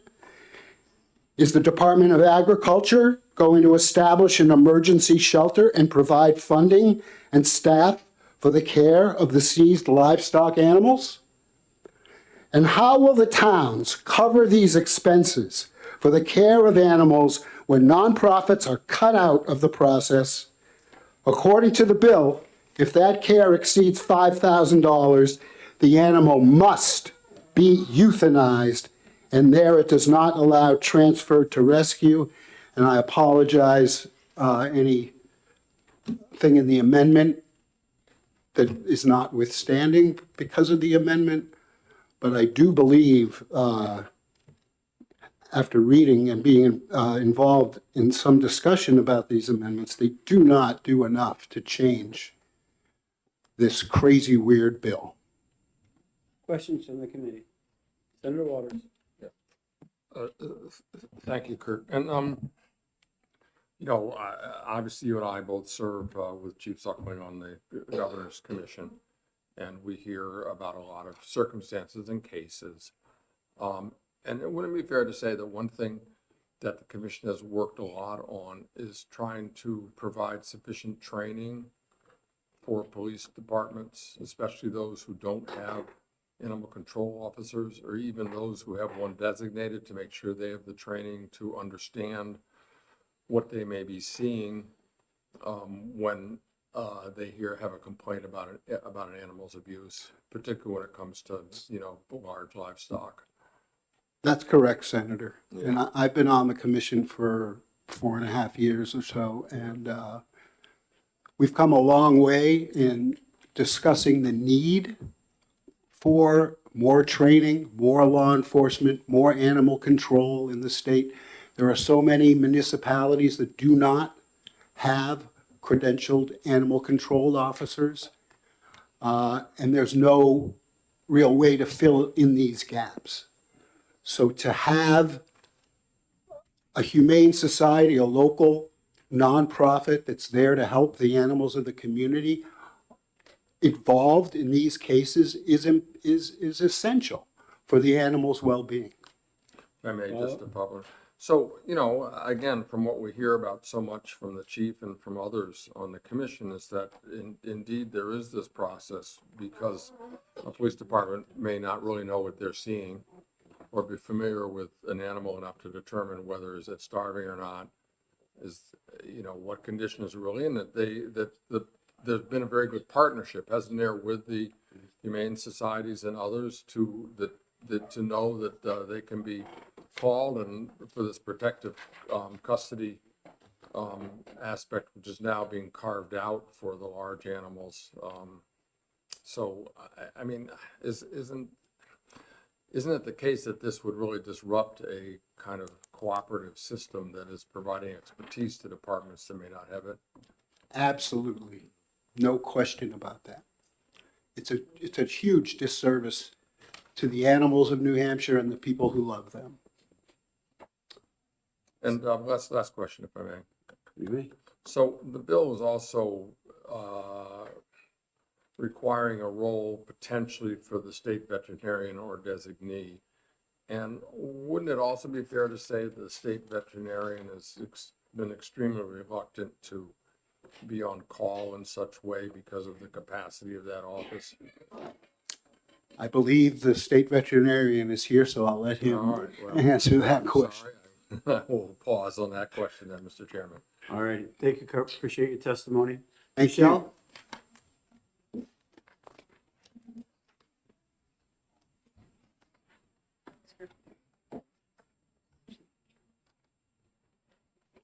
Good morning. Thank you. My name is Michelle Murch. I am a retired law enforcement officer of 24 years, 10 of which I spent as an investigator for the Attorney General's office under Governor Kelly Ayotte.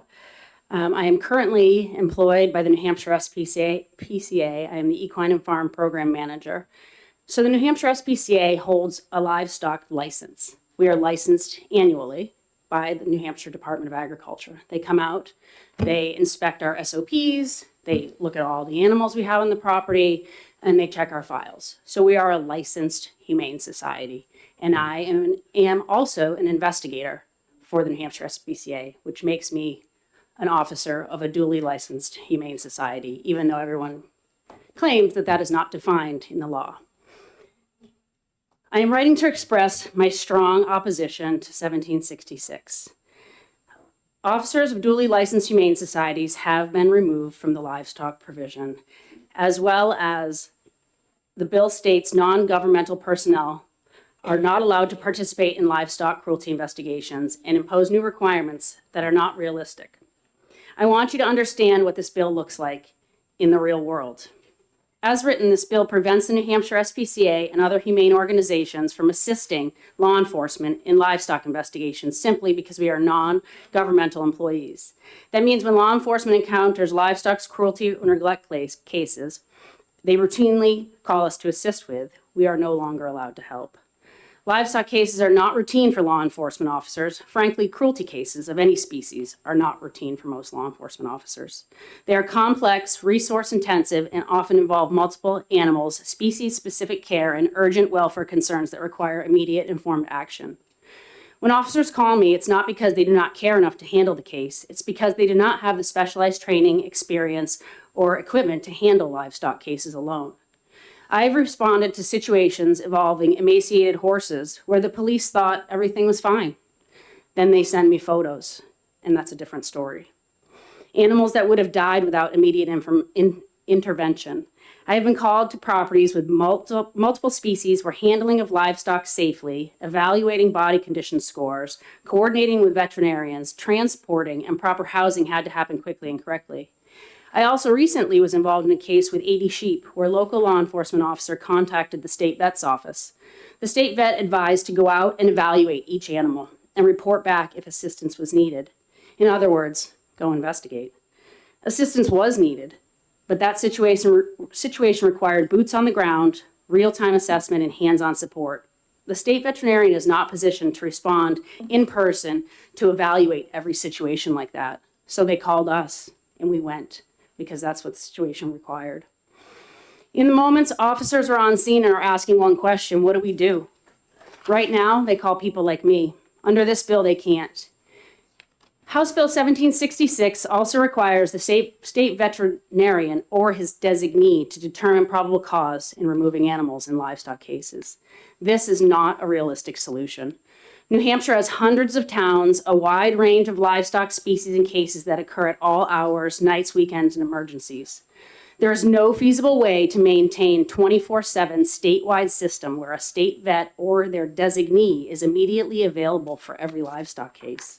And even when available, that role is limited to advising on probable cause. It doesn't address the actual work required in these investigations.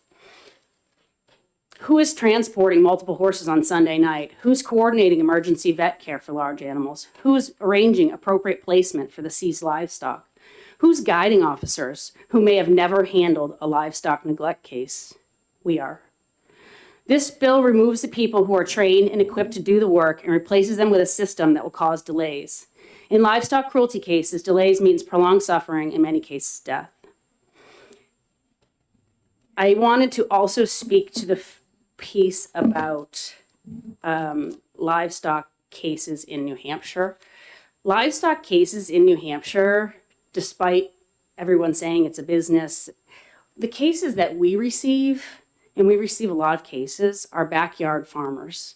They're hobby farmers, they're horse owners, they have a couple pigs, they have a couple goats. They aren't commercial farmers. We aren't going out to see commercial farmers. This is not a business. These animals are their pets. They may be considered livestock. So when you're putting a cost on these animals, these are these people's pets, just like dogs and cats are. I have 6 horses. They aren't a business to me at all.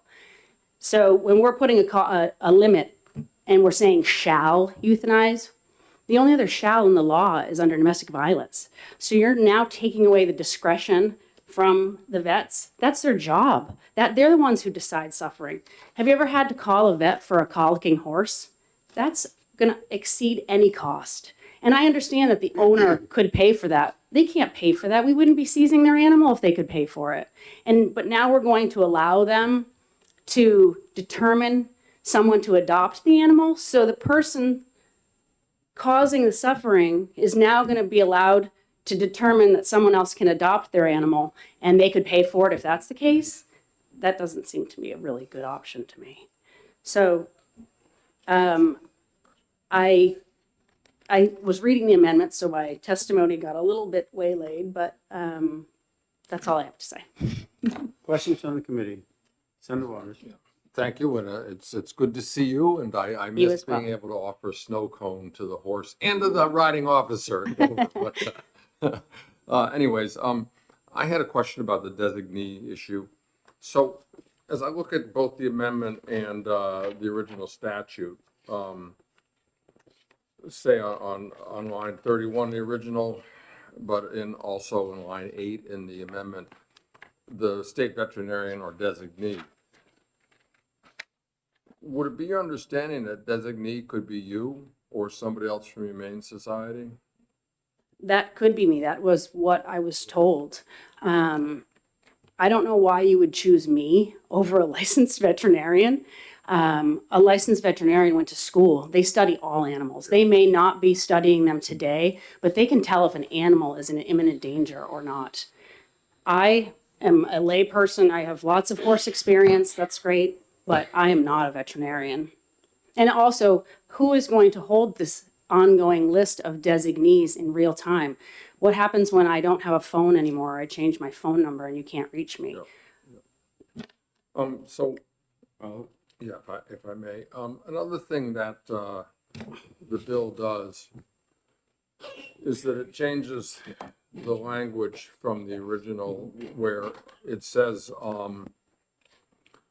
now in the amendment, it says on lines 23 and 24, when the owner or caretaker is not present.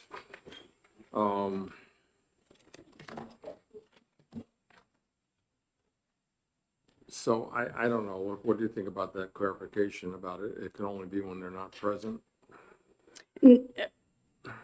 Animals can be seized if they're suffering. If there's a warrant in place, animals will be seized anyways, whether the person is there or not in current law. And if I may, just one more to follow up. So we had a description from Kurt about the current practices, and as I said, I'm aware of this by being on the commission and so on. Could you talk a little bit more about the distinction here about, I mean, I think, I think the assumption we made is that, the people who are actual farmers they're going to take good care of their animals. And but the abuse cases we're looking at are someone who may have a horse who's really more of a pet than a working animal. Yes. Quote unquote, whatever that even means anymore when it comes to horses. 'Cause, That's correct. Even logging, it's just maybe 1 or 2 in the state. In the 5 years that I've been with the New Hampshire SPCA, I've maybe received calls on commercial farms 4 times, and all of those were unfounded. Yeah, so I guess that's what brings me back to this question, that really, by exempting livestock, which is now governed by 4B, it really means that for so many of those cases where the animals, backyard farmer or pets say, that you would have been involved in, and appropriately so, now you're gone because we're lumping those in with the notion of livestock and jump to the situation of confiscation rather than protective custody. So, could you talk a bit more about the effect of that? About us not being involved? Yeah. Absolutely. So if we are taken, we always work with law enforcement, no matter what. We work with law enforcement. But law enforcement doesn't always have the ability to go out and do the initial investigations. Yeah. They don't know what they're looking at. So they call us or we call them and they say, Michelle, you go out and assess the situation and see what it looks like first. Well, now we can't do that. Now they have to go out and do that. And then they see a horse, they don't know what they're looking at, and they say it's fine. Just like the pictures they sent me of the horse that was dying that they thought was fine.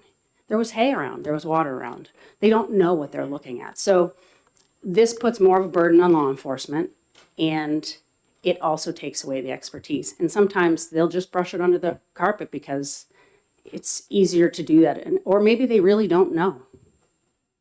Thank you. Thanks, Jim. I'm going to sneak one in here. Thank you, Michelle. It's good to see you again. Good to see you Glad as to well. have you here. I want to clarify a little bit about the designee as you were talking about. I know you raised concerns about, they may not be able to contact you. I think the same process is still in place as what you just described. I think that's the intent of the bill. And you're talking about law enforcement contacting you, I think at least my understanding of the bill is this would put the intent that law enforcement would contact the state veterinary. Law enforcement will still be involved and have that same contact and be able to contact you. If the state vet says, look, I can't come, law enforcement could certainly offer, but we have Michelle here that could come in if you want to designate her. I think that's the intent of the bill, the way I read it. Okay, and that's in your amendment? But no, that's in the bill itself. But in the bill, it says non-governmental employee. No one that is a non-governmental employee can participate in any part of the investigation. Which line is that? Oops, I'm sorry. I've been trying to find that. It is, I have it blocked off. It is line 31 on page 3. Thank you. Page 3.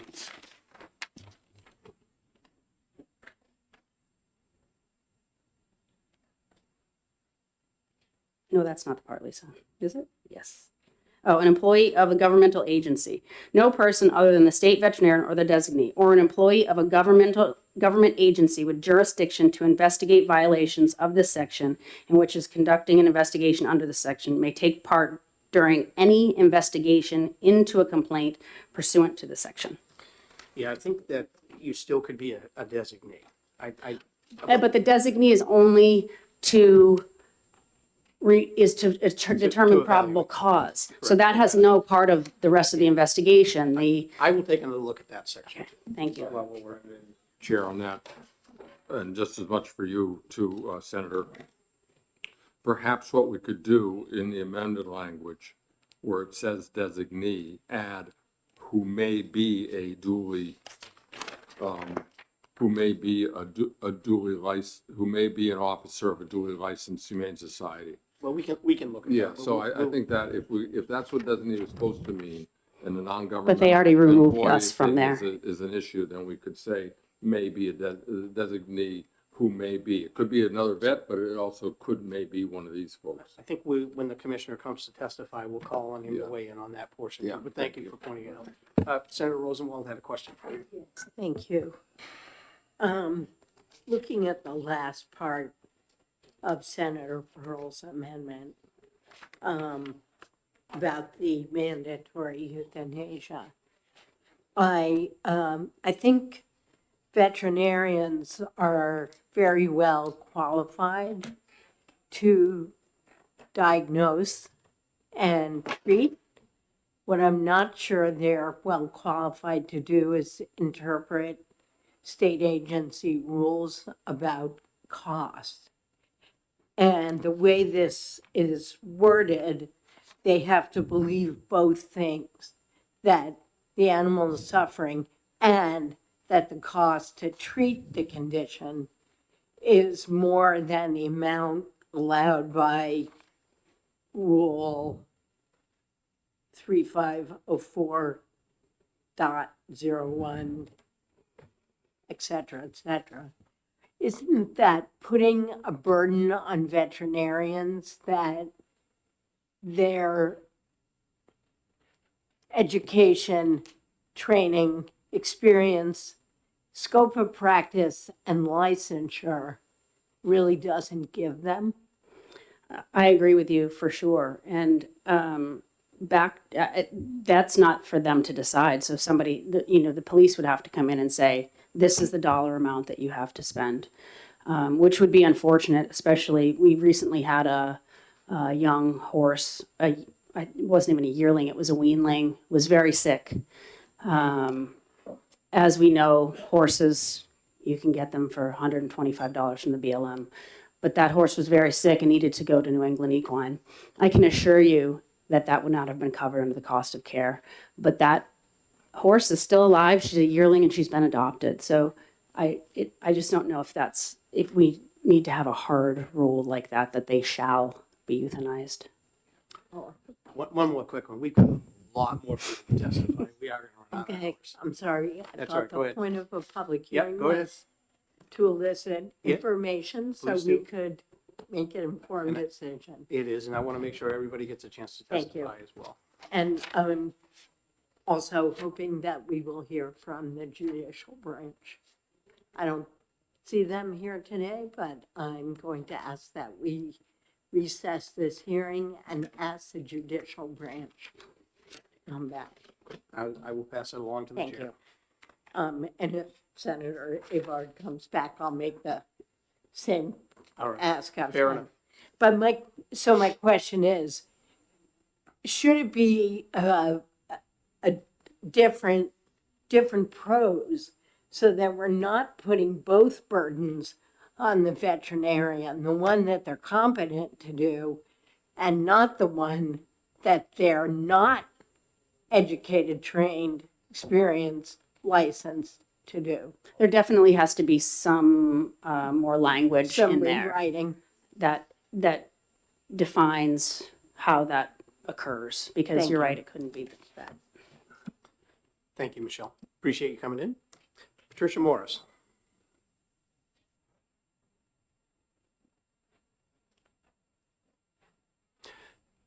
Good morning, welcome.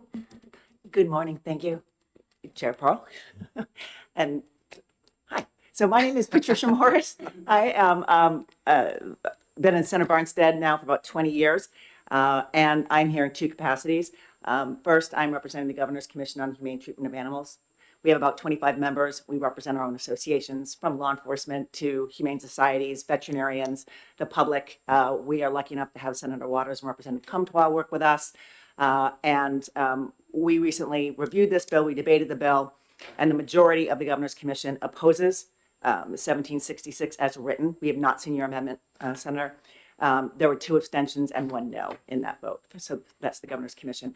In response to, Senator Waters, I would say Governor Waters, Senator Waters. I'm not sure he wants to go there. Senator Waters' question.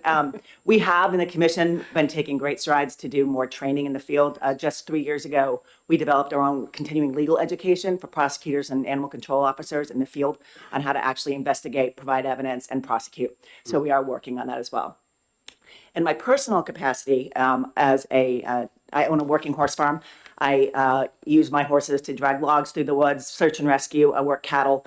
I have been practicing animal law for 20 years in the tri-state area, teaching animal law at UNH for 15 years. And I participated in every aspect of animal cruelty cases, from complaints, investigations, seizures, evidence, second seat in prosecution, and I've also defended animal cruelty as well. And my take on this is I want to answer a couple questions that I heard, but also to give it from a prosecutor or a defense attorney's point of view with what I'm reading here. I first want to also thank Senator Pearl, Representative Comtois, and Bixby for all their hard work on this. I think there were so many very strong attributes to this, and I do agree that we have to look at our animal cruelty bill and see what can we do better, what needs to be changed, what doesn't fit. You know, as the boy grows into a man, we have to make sure our laws grow and they're applicable. But this is a patchwork. As we're looking at how many amendments and how many questions and how many things are undefined, this bill as it's written just isn't where it needs to be. And I think what it's intended to do and what we want it to do is not how it's going to be interpreted by the courts, and it's not how it's going to be enforced in the field. I'm going to kind of go briefly into 2 questions. One, I heard we've been talking about changing the current law, which says any state licensed vet can seize livestock, which I completely agree with, due to the common person or the common officer not really knowing livestock like they know a puppy or a cat. But changing this to the state licensed veterinarian is just making another hurdle to the investigation to find probable cause. Any vet, state licensed veterinarian, is trained, and they will do. And if there is a challenge to their credibility or the challenge to their findings, that's a challenge that can be heard in court and be determined there. A veterinarian can go in and determine probable cause. That's what they're trained to do alongside with enforcement. So I just wanted to make it, even if an animal's life is in imminent, their life or health is in imminent danger, you still need the state vet or its designee to be able to seize that animal, whether it's in temporary custody or not. Senator Waters mentioned the euthanasia clause, and this was really concerning to me. I did look this up.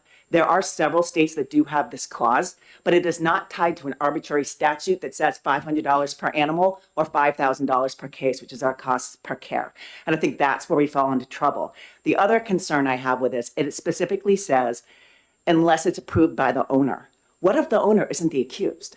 What if someone's, abusing my animal and they're leasing it? And we go forward, and now it's on me when I'm not the one who's accused. I was not the one accused of animal cruelty, and now this is up to me. I think the other issue too is it says here there's a treating vet. If you go through this language, we have the state vet or its designee, a treating vet, and an attending vet. And then you also have the accused is able to get their own vets. Now you have all these different vets playing. So is it the treating vet that makes the decision? What if the accused has a vet that says, I disagree with this decision, it does not need to be euthanized? This is something that needs to be litigated, or it needs to be battled out, or there needs to be some sort of discussion on not just a mandatory shall be euthanized. I do like Senator Pearl's injection of or an adoption is approved by the owner. I would more or less say adoption or surrender in the best interests of the animal, because it could be surrendered to the Humane Society. I think that's a great idea to do. If the Humane Society wants to take on that cost, so be it. A few other things I just wanted to mention. I do like in the amendment the change from 7 to 10 days as far as returning the animal. I think that gives them more time, but it's still not enough. I can tell you, I recently met with several county attorneys. They sat at a panel with me at UNH Law and with Chief Suckling, who's here today. And we talked about, not Chief Suckling, but the county attorneys, that by saying we have to return the animals within 7 or 10 days, if they're not charged, we're going to charge them. And then we can continue on with our investigation. Livestock investigations are much more in depth than a typical usually would be. And we might need more time. And if I'm the defense attorney, I want to make sure no charges are brought unless the investigation, the evidence has been thorough. The blood tests are back. The work is back. There shouldn't be a timeline on determining that. I do understand we're holding the animals for, on behalf of the accused, but they're being cared for. Right. And so we really need to make sure that the investigation is thorough and complete, and not just saying, well, you know what, we're not returning these animals yet because we think we've got probable cause. We know we did. We're not ready to return these yet. We need more of an investigation. So that's a concern to me. I think there's going to be less investigations earlier on. This is concerning for me because you may have a law enforcement go out to someone and over tell them you need to have the shelter, you need to have the sustenance, you need to have the food. They go back 2 or 3 times. We are now out of the realm of misdemeanor animal cruelty because they've been warned. They now know. So their failure to provide that sustenance or that shelter is now purposeful, and that's a felony level. So now you've stripped and given, you kind of leapfrogged over, which I think is also concerning. About the designee, and I understand how the Humane Society can become the designee if they so accept to and if they're asked to. But here's the problem. When I bring in a veterinarian, let's say I bring in Deerfield veterinarian, they are an independent third party that I'm hiring as my expert witness.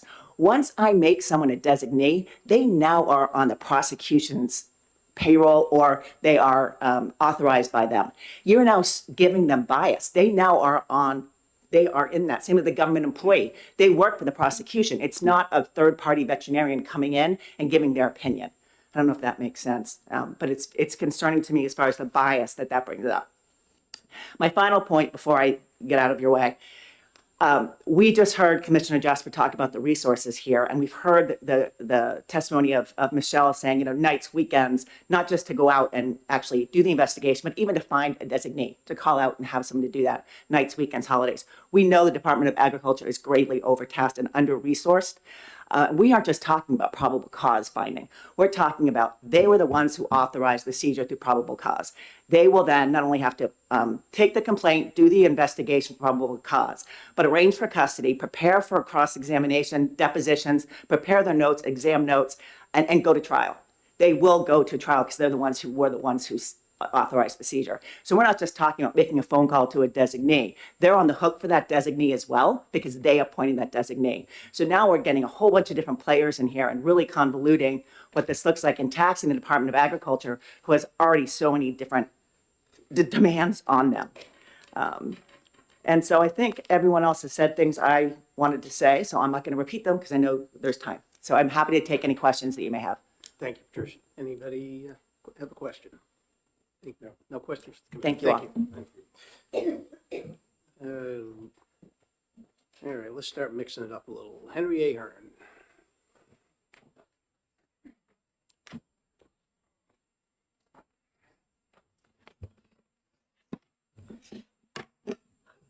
Members of the Senate, Henry Ahern from Plymouth, New Hampshire. I am a livestock farmer. I raise deer. I am in support of the bill. I haven't got through all the amendments on how they are going to affect it, but I will throw out these 2 things and get out of the way because I know you're having a long hearing today. The first thing is I have livestock. I have deer.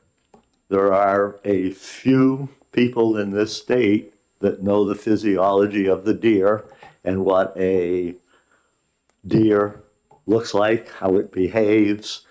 And so finding a vet that does cats and dogs to come in and make a determination that my animals are abused doesn't work. So we have to be cognizant of that when we're looking for a designee or the state vet. Now, the state vet has been out to my farm. The prior state vet, we were one of the first farms to welcome him to the state and get him to the farm. And I feel that it's important, but it also is important that the vet that comes knows the animals, whether it's a goat or a cow or a dairy cow. Big difference between dairy cows and beef critters, that if they're trying to make a determination. And that's why I feel it's important that the state vet or somebody who knows, which they call as their designee.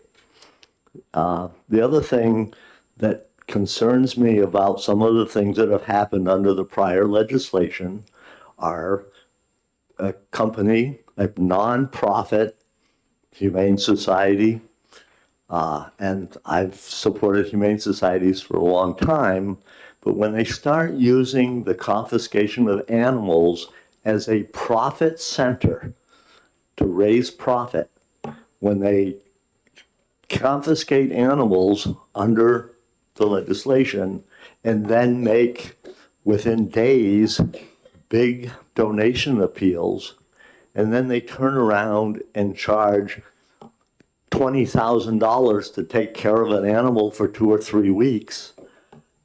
I mean, nobody would have an animal if it cost that much to actually take care of the animals.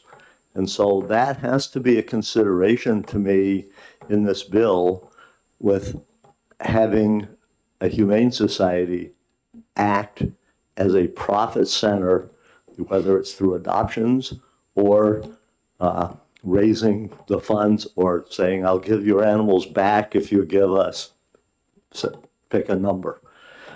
So it is my livelihood, and it's a farmer's livelihood, and I take care of my animals, and I would hate to have them confiscated.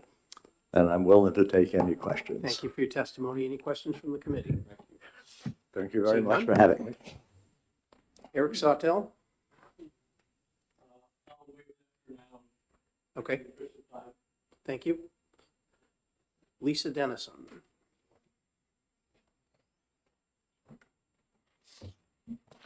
Good morning and welcome. Good morning. It is still morning. We're It good. is still morning. It's hard to believe. Thank you so much, members of the committee. My name is Lisa Dennison. I'm the president and CEO of the New Hampshire SPCA, and we are a not-for-profit humane society in the state of New Hampshire, licensed by the Department of Agriculture. And I'm here to ask you to respectfully oppose this bill. Since the bill was first introduced, and this is the second year we're working on this bill, or you're working on this bill, and we're responding to it. We've received 800 calls from 82 towns, which we've assisted in this past year. In the first 3 months of this year, we've already assisted 62 towns, police departments, animal control officers that call us and ask for assistance. And I just have to respond to the comment about, seizing animals to raise funds. We lose money when we seize animals. We waive half the time, the $95,000 bill when we're in court, and we settle for 10. So it's really not a fundraising opportunity. But the serious and unintended consequences of House Bill 1766 include the exclusion of the non-government expertise, which Trish and Michelle have already spoken about. It ignores the realities of how animal welfare is managed in our state. We do not have municipal animal care and control. The humane societies in this state fulfill that role, holding both victims, protective custody, etc. So the law enforcement agencies rely on us not only for housing, but for handling, transport, care, and critical decision-making. By excluding them, we leave the police departments without that infrastructure, expertise, and facilities needed to manage seized animals, compromise investigations on animal welfare, removal of humane agents, and practical expertise, as we stated. In a recent case, Michelle spoke about the sheep. It happens all the time. Our humane agents are highly trained, both through NACA, the National Animal Care and Control. They also have equine investigation. We actually teach animal control. We teach ACOs at times. We're teaching at the UNH Academy this summer. So this is a role that we're in. We've worked with fire and emergency downed animals. We assist all the time. So you're removing that expertise. Again, we've spoken to the unrealistic timeline. And I want to say that 14-day hearing, there's another bill this year because of it. When the defendant doesn't show and doesn't take place, the animals remain in care, usually approximately 18 months till cases are resolved. It's very difficult. The time for filing charges as well. We have a case right now, 13 months before the individual was arrested and charged. 13 months. And that was where a judge ordered the case resolved, which we did.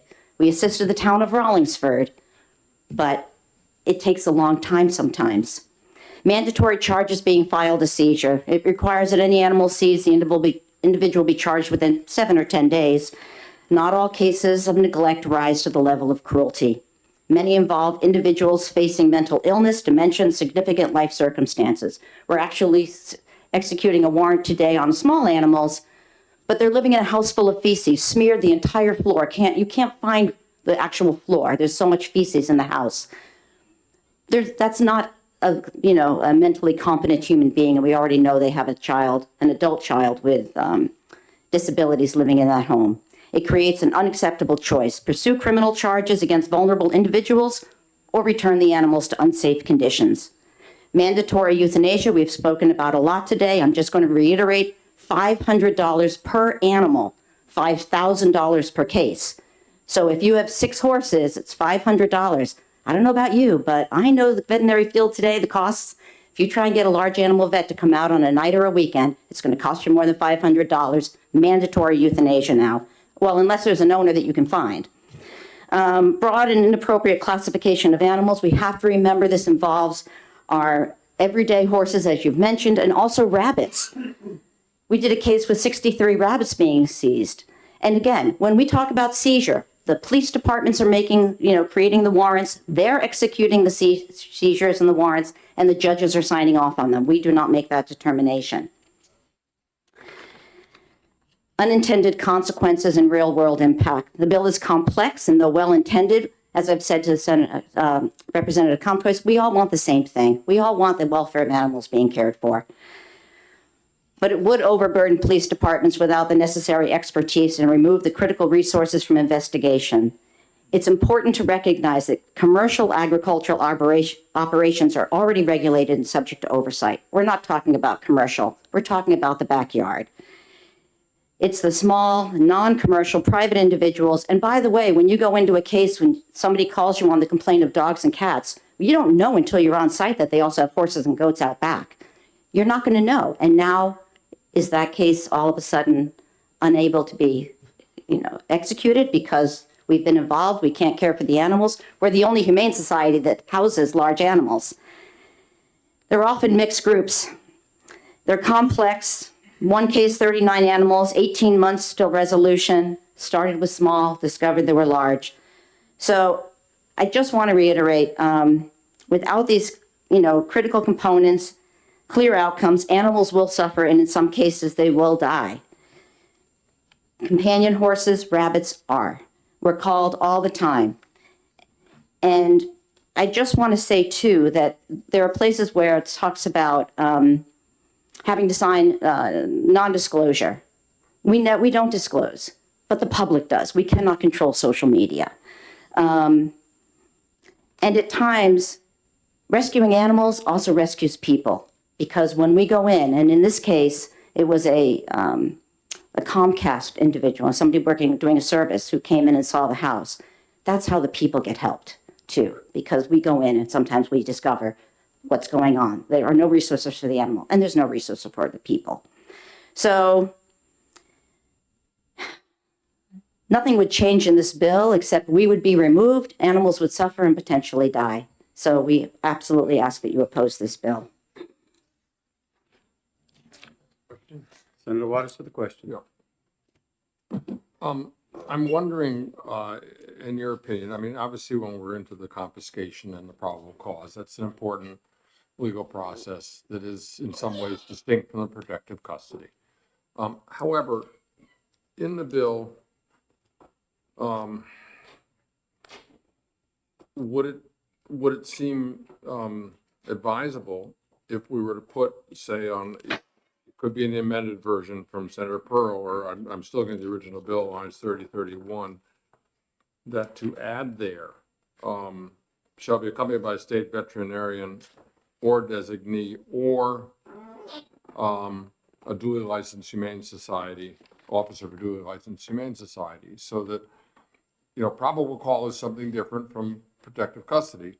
But in terms of the process, that if there was an explicit exclusion rather than exclusion there, that would mean that it'd be possible, while protecting probable cause, to involve folks who would have the expertise. I absolutely think that humane agents of duly licensed humane society should remain in the bill. Thank you. And I can ask the commissioner this one too, but. And again, we Yeah. don't write the warrants. The police departments write the warrants. Of course. The But judges, she might- approve she them, might be and they're able to executed. We contribute assist. to the probable cause, as you Right. and others have said. Just one more for me, Mr. Chairman. Certainly. We're going to lose the room at 12 o'clock. So Yeah, I know you mentioned rabbits and so on, and I haven't had a chance to look in statute sufficiently to see if there's a definition of livestock. And I'm wondering, you know, are rabbits livestock? They are in this bill. Okay. They are designated as livestock, and that's the problem. Now, whether or not you go back and say this bill is not the answer, but perhaps reclassifying animals is, from commercial agriculture to pets.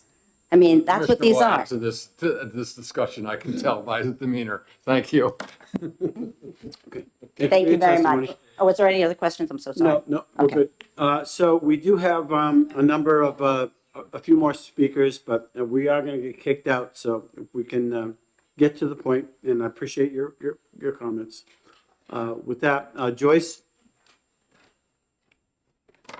Because of time, and I really want the commissioner to be able to talk, I just want to say Farm Bureau's worked really hard with key people. Sorry. No, we want to hear you. We want to see your face. There she is. There. New Hampshire Farm Bureau President Joyce Brady. I also have a livestock farm up in Coos County. I have draft horses. They are livestock. New Hampshire Farm Bureau has worked very hard for a couple of years on this. And all we're trying to do is fix the process, having the authority, the ag department, the police officers, licensed vets, to make these determinations. We're not taking away the resources after the fact. We're not taking away the resources for help or questions. We want to make sure the authorities are at the top of these investigations, the looking into it. Designee is a very wide word, and we gave that, we worked on that word designee because we are very aware that if a case is called up in Coos County, the state vet is most likely not going to be able to go up there. So whether he calls me as a farmer, whether he calls my son as the livestock vet, whether he calls the local humane society up there, that's up to him. We're giving him free range of using resources within the state available. So, Senator Waters for the Very question. quick one. It sounds to me from your remarks that if we, in this section 4B-A, said that a designee may include a duly licensed humane society person. so if you want Just let me finish. So long as it was the state veterinarian or other person determining in that case that this person could contribute to the determination of probable cause, that would, so I'm just trying to say, are you understanding designee to include the possibility that could be an officer of a licensed humane a society? designee is anyone the state vet deems. All right. If you want to start writing a laundry list of who could be in that just becomes a bunch of verbiage and messes up the bill. Leave it as designee and it's up to the state vet. thank you. I do think that's, I want to avoid laundry list, but I think we have a responsibility in statute to be clear if that's the intent. Okay, then, okay, if you want to list them, start listing the livestock farmers, the horse But not people that, limited I mean, to. you're just gonna have a laundry list. It messes things up. Thank you for your testimony. Thank you. All right.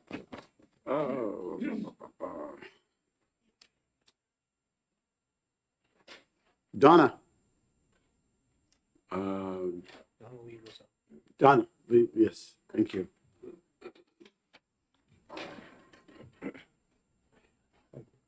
How did you?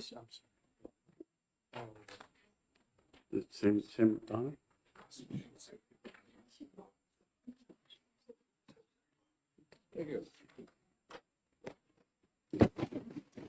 So, I don't want to, belabor the thing that we're gonna be getting kicked out at 12 o'clock, and so we want to make sure that we can just, if you have written testimony, just pass it in and talk from your heart, if that's okay. Please, can I read? Uh, I have just this page. just one page? Yeah. Okay. I mean, this is a pretty emotional Okay. thing. Oh, my name is Donna Lee Woods, and I'm owner of Hickory Nut Farm in Lee, New Hampshire. Thank you for allowing me to tell my story. Hickory Nut Farm is a goat milk state inspected and registered dairy. We produce firm goat milk cheeses, milk yogurt, and goat milk soaps. We were an open farm and highly encouraged people and two-legged kids to come and visit, to experience a livestock farm. A lady came from Dover to visit, and I was not there. She saw the winter pack stalls and some older grandmas and sent me a scathing email. I responded and asked her to come for a tour. She did not respond and called the SPCA. A few days later, the SPCA showed up and asked to look around. I said, of course. They looked around and left. Then May 10th, the SPCA and many vehicles and the chief of police showed up. The chief served me with a search warrant, and if I didn't sign it, he would arrest me. I was in complete shock. I could not think. I was scared and shaking. I had no idea what my rights were. I have never felt that bullied before. I had no idea what to do. After much moving my ladies around, they took 2 kids. That's a baby goat. I asked why, and they said one had a thin neck. They told me I had to kill the 5 grandmas because they were old. They were very healthy. I used the grandmas to help control the baby kids. They gave me a list of things I had to do, and they would be back May 24th. On May 21st, the SPCA and a policeman showed up, again with all the cars and trailers. They proceeded to manhandle my goats. We practiced winter pack, which is where we build up the hay, in the 11 stalls to 2 feet in the spring. There is fresh hay spread over all the stalls every day. Also, they have fresh water daily into large troughs, which we keep inside one of the stalls so the troughs don't freeze. The winter pack provides warm bedding for the goats during the winter. We use our skid steer to clean them out once the temperature at night stays above 40 degrees. Our skid steer was being repaired, so one of our farm hands, of which we had 4, started to clean out with a stall with a wheelbarrow. That is the stall that the SPCA chose to trap the goats. One of our farm hands went down and told them not to use that stall, and that there were 10 other stalls, and they would not listen. They stayed there. The goats were screaming. They were scared. I still wake up in the night to their screaming. It was a 90-degree day, very unusual, and the winter pack had been broken by the mucking, and the ammonia smell was strong. The policeman would not let me near them to comfort the goats. He kept pulling on my clothes, sprained my wrist. He stayed 1 foot from me at all times, and he was huge. I was so scared, I kept asking for help. They all ignored me. The SPCA was lugging our goats off to the trailer. They took 10 of our milkers. I asked them what they were going to do with the milk. They said they don't have anyone to milk. So they let the mothers suffer with impacted udders and develop mastitis. One of the milkers was being hauled up by her front legs. Another inspector picked up her hind legs, crushing her udder. I heard her say that this was 54 goats, and she was tired, so they quit. They took our new Sarnan buck. He was perfect. I had just purchased him for our breeding. They then turned around and offered him back to me for $400, and I had to give them full access to my farm to do whatever they wanted, whenever they wanted.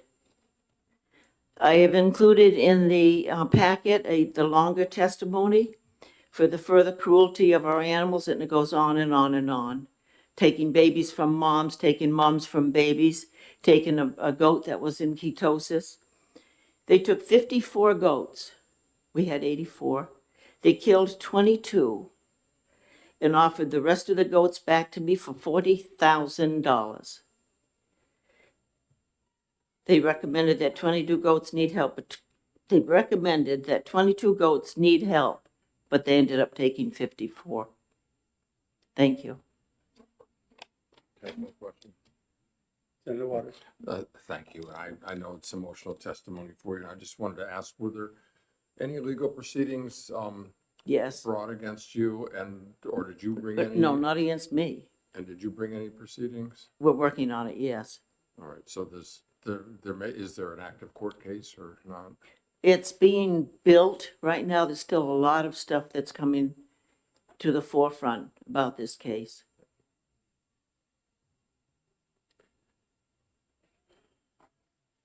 Any further questions?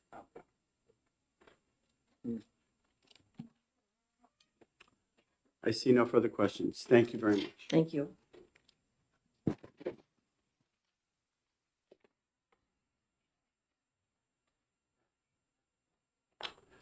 Robert Johnson?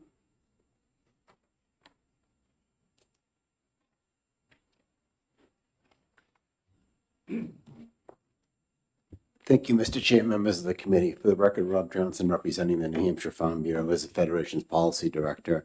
And we do support the bill. We support the Pearl Amendment. I'm going to draw your attention to just two sections of the bill I'd like to speak to. On page 3, lines 3 and 4, where it reads that in the livestock section, any appropriate law enforcement officer or municipal animal control officer may take temporary protective custody. We support this because it's a strong feeling, and this is a change from current law where it removes the ability of an officer from the Humane Society, that you've got to remember, this is part of the criminal code. I mean, I repeat, this is part of the criminal code, and it should be a public law enforcement officer taking an animal. We strongly believe that. The second section piece I'd like to draw your attention to, which has had much discussion, but I want to elaborate, is on page 3, line 24, where it reads that the officer must be accompanied by the state veterinarian or their designee. Look at it this way, please, that what we're asking for is that the state veterinarian is essentially the gatekeeper. Through the action, the probable cause is being determined through the state veterinarian, who will then, if he or she is not available, will then look to anyone of their choosing, any licensed veterinarian, any one of their staff, any livestock expert that they are aware of in the state, any farmer, any individual, anybody from a shelter that they determine had the expertise and knowledge to make a determination. I would guess many times it may be where that individual, they would make a phone call, ask them to take a look, and the individual might say, no, doctor, you don't think there's no action needed here, and leave it at that. Or they may say, hey, you ought to get out here and take a look at this. But again, I guess I ask you to look at it as the action is being taken through the state veterinarian. And I will say, looking at D below, that does need to be clarified. That's not the intent. That maybe some further or clarifying language may need to be added, that it could be or any individual authorized by the above. So that it's completely clear. And again, I just want to say that You pause there so we can just get that clear. What would you like to? Well, this is off the top of my head, Senator, listening to the discussion, maybe it should, after the list of where it says the state veterinarian or designee or an employee of a government agency, something to the effect of, yeah, and or any individual so authorized by the previous list. And I know that's poor word, but that's what yeah, you're welcome. Thank you. The only role that this bill is intended to eliminate is the ability of the individual from the shelters to make the probable cause determination. Beyond that, we would certainly hope that they would assist if requested by law enforcement. That's all it is, just it eliminates that role of making the probable cause determination, which we are asking to be made through our state veterinarian in the instances of livestock. I'll leave it at that so you have more time for the commissioner. Thank you. I'm still processing the previous testimony. How does this bill help a situation like that? Well, the previous situation, well, I know after it happened, I'll answer it this way. I know after it happened, I was away. I happened to be out of state. I got back, and I had a number of messages on my phone, and messages were from our two dairy specialists who were working with the individual that they were never consulted. I was told after that the individual's veterinarian was not consulted. Had some members, one who was on site, familiar with the situation, was there and was ignored, basically. So I think by having, again, the expertise of the gatekeeper is our state veterinarian, I think that's where where it would have assisted, where the state had full authority to make that determination in the case of livestock. So to answer your question. I know everybody was concerned about euthanizing animals, but it seems like in the previous testimony, there were a number of animals that were euthanized. I'm processing that in light of everything that I've heard today. With that, questions from the committee? Seeing none, thank you very much.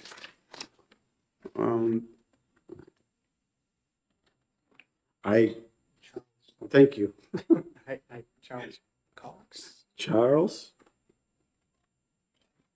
Do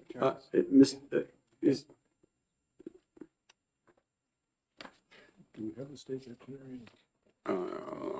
No, I thought he was here. I don't see it. Charles?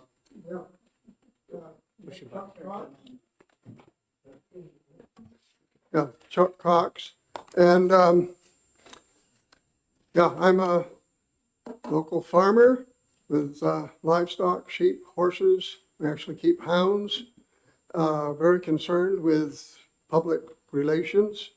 We also have some poultry and maybe having some cows on our situation. I'm a graduate of Cornell College of Agriculture. I've been very active with the Lee Ag Commission, the county farm bureaus, and also with NOFA, New Hampshire, over the years. So I have I think a good background in a lot of this. My real concern is intimidation and unpredictability of someone coming in and with some complaint and have your whole operation disrupted unintentional. Well, may not be unintentional. And we've been here sitting for this, and I've been to several other hearings too that have happened over the time. I know we can spend a lot of time nitpicking, but a lot of the little details.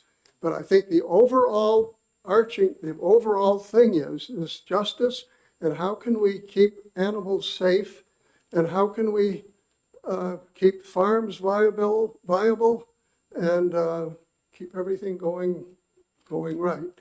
And I think this bill, there's been a lot of energy worked on this bill. There may be some few tweaks that need it, But I think in general, this needs to be implemented so we don't have some of the incidences that's been reported.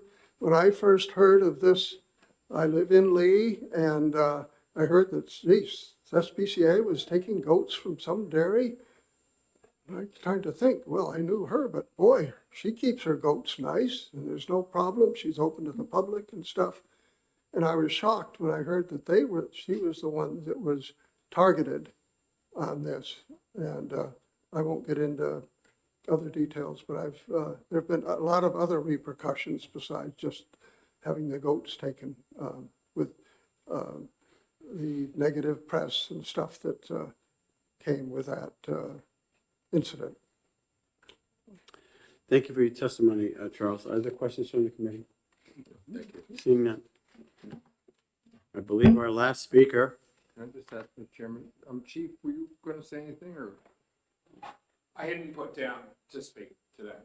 Do you have anything you'd like to add? Certainly. If you don't mind, Mr. Chair. No. Carol, getting sucked up. Well, I'm going to give the commissioner the last word, but go ahead. Yeah, okay.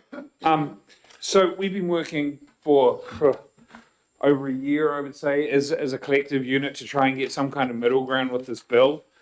I'm concerned that this bill's based around one case, and that started the whole thing while there's... Pretty important case, though, right? I mean, Yeah. that's a big deal. I totally agree. But I don't think it's systemic for what's happening in law enforcement with animal cruelty investigations. I've been part of some pretty major ones in Alexandria, and I will tell you right now, the NHSPCA has been a huge resource for us, and it's worked very well in the past. I don't want to speak about one particular case, especially when there's litigation potentially going on. I think that's really important. We've been working with Senator Pearl to get an amendment done yesterday, and I really appreciate the effort that we've done with that. And it seems like most stakeholders support that amendment as well. So thank you to everyone for that.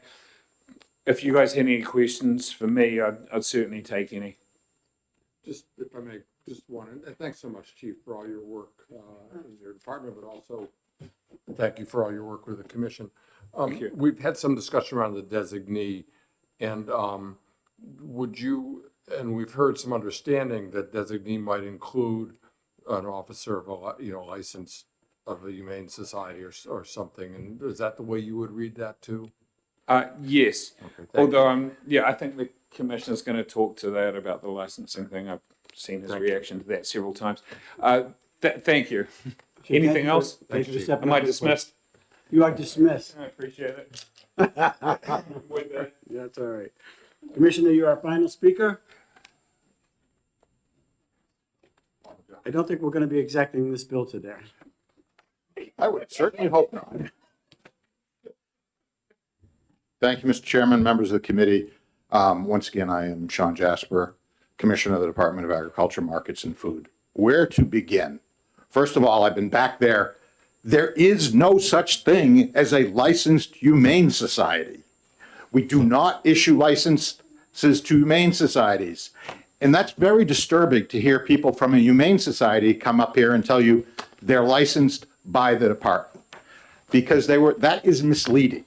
And when you start off with a misleading statement from somebody, you should question everything they say, in my opinion, in my experience. Can I just ask them that? They are a licensed. Why does it say in statute licensed humane society? Well, if what I just passed out is nobody knows. That's left over from a time beyond anybody's memory.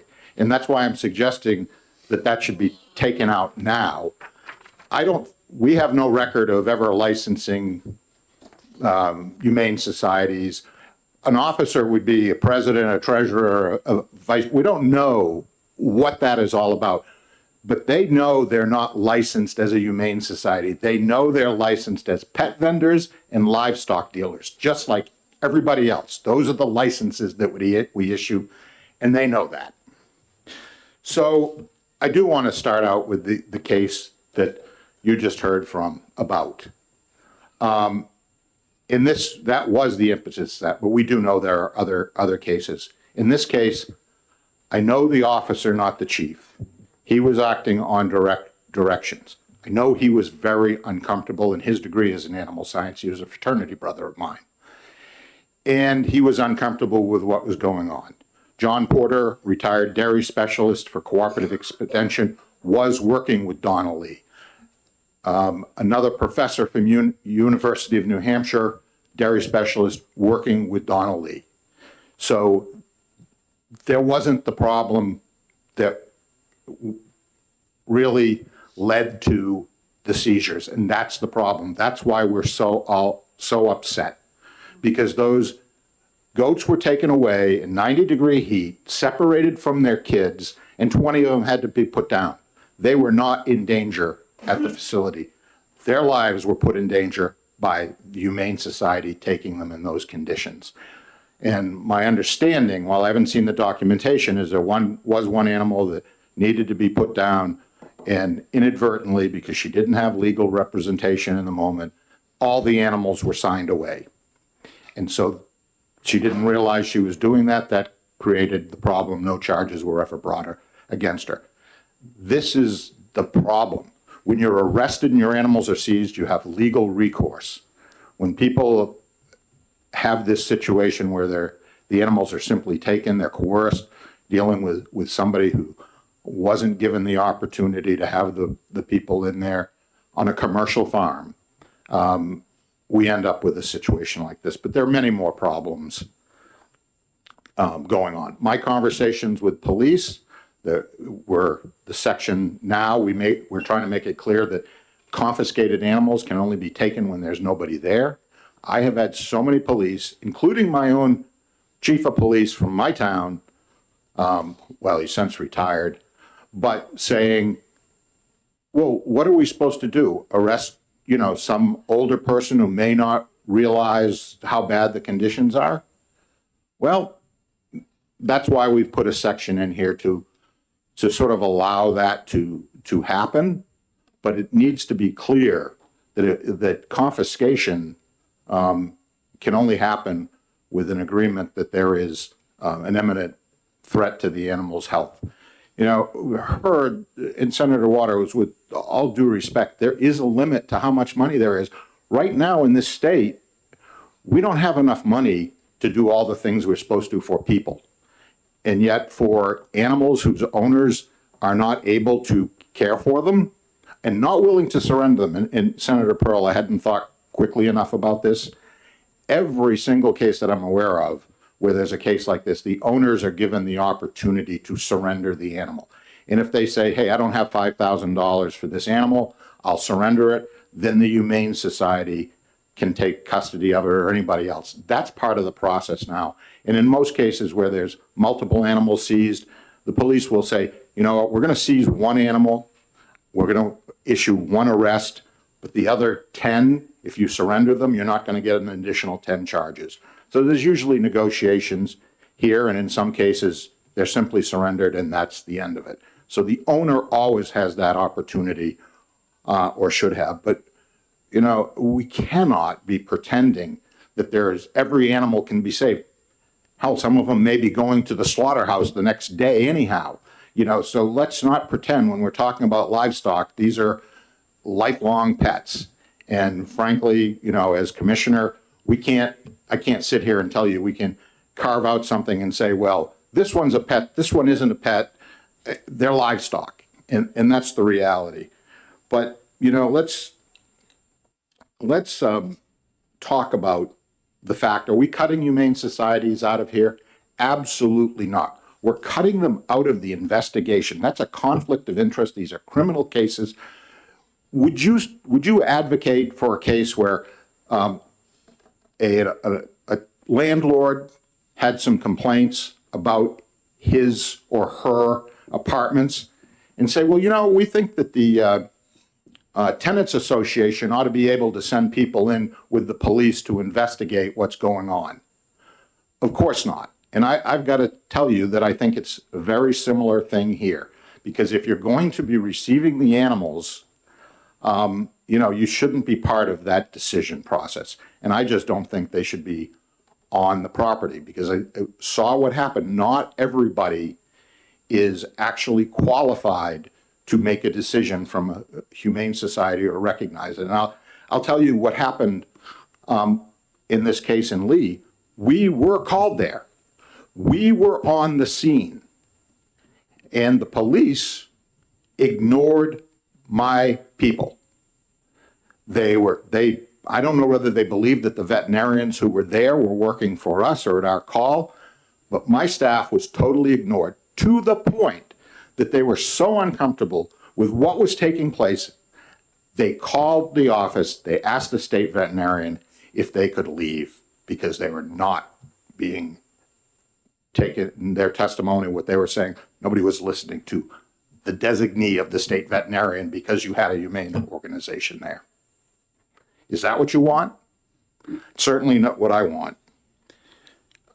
And we can assist in any case, but I will tell you, when you heard testimony that we have called one of these organizations to assess the animal's condition, I don't know when that happened. Certainly didn't happen when Dr. Crawford was there. He never told me that that ever happened. As a matter of fact, he said, no, we call when we've made the determination and recommendation and the police listen to us that animals should be seized.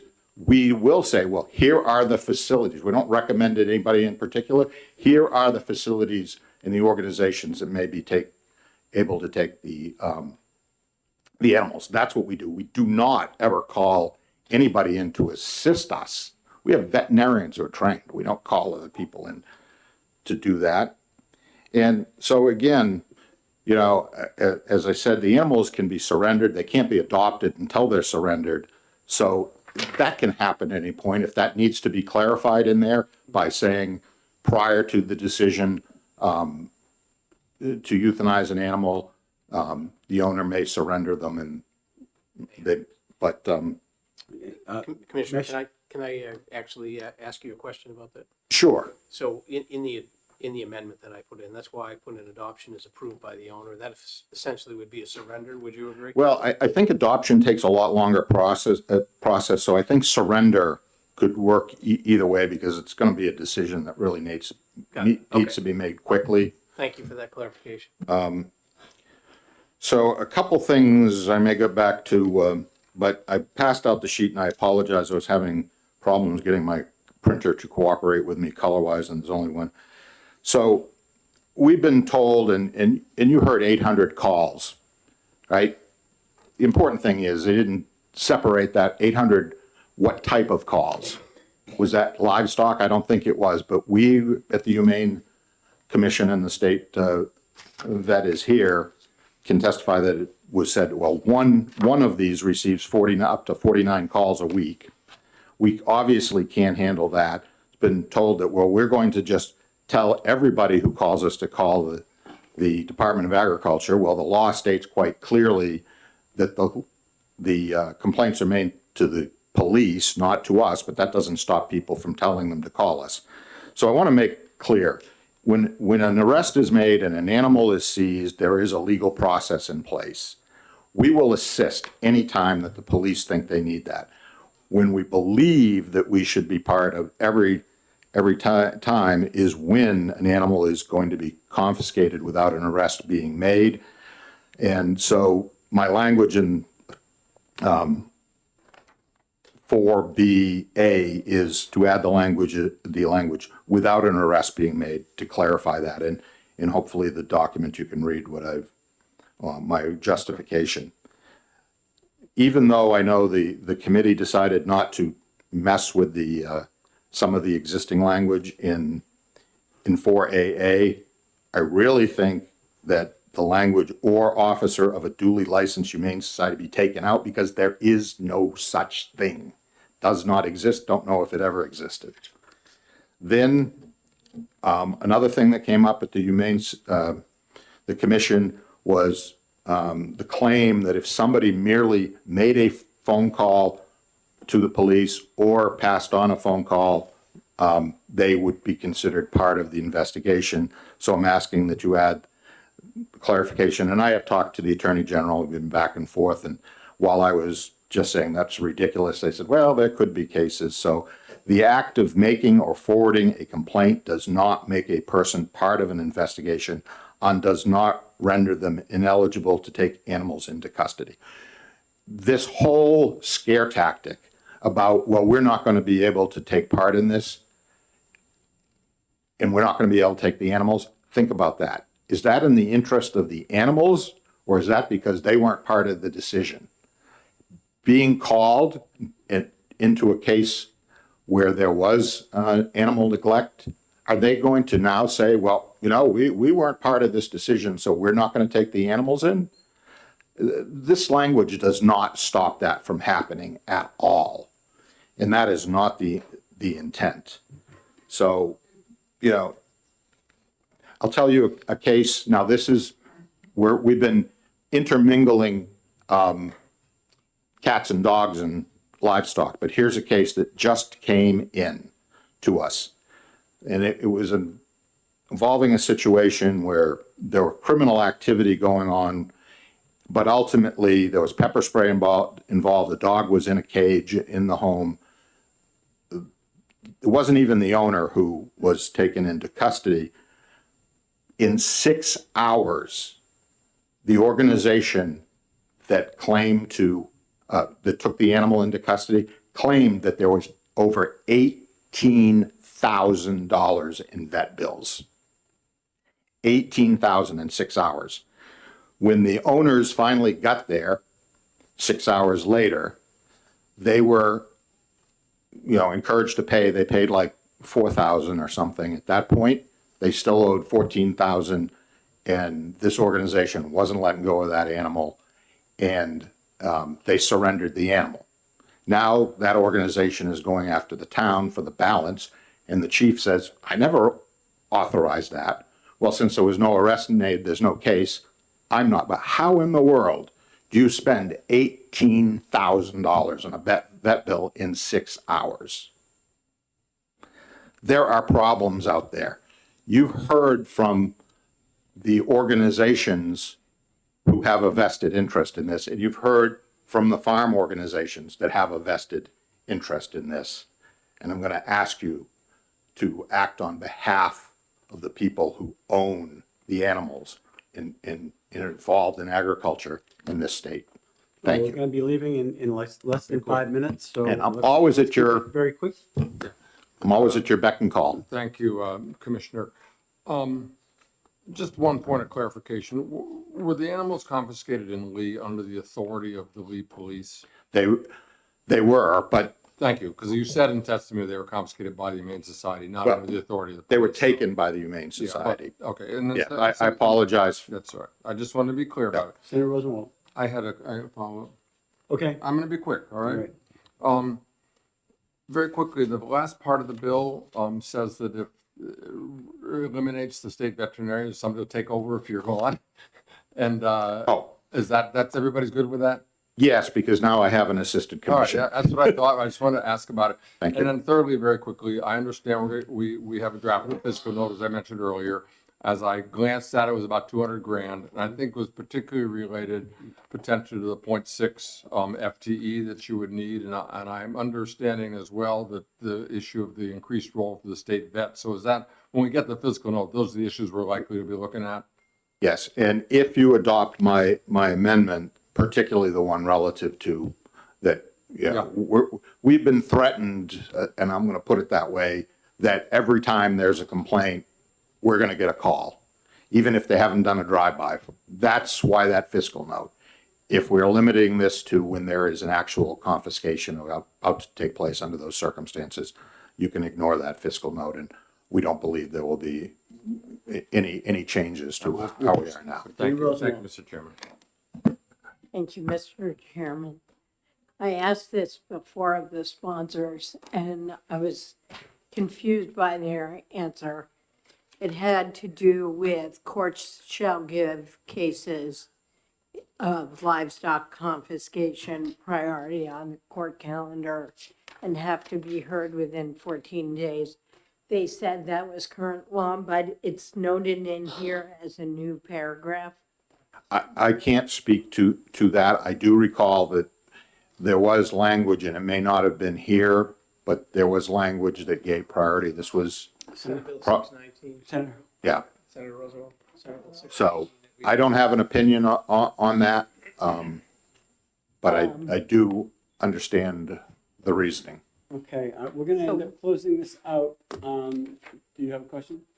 I'd like to hear from the judicial branch, actually, because we're obligated to give humans the constitutional right, if they're criminally charged, to a speedy trial.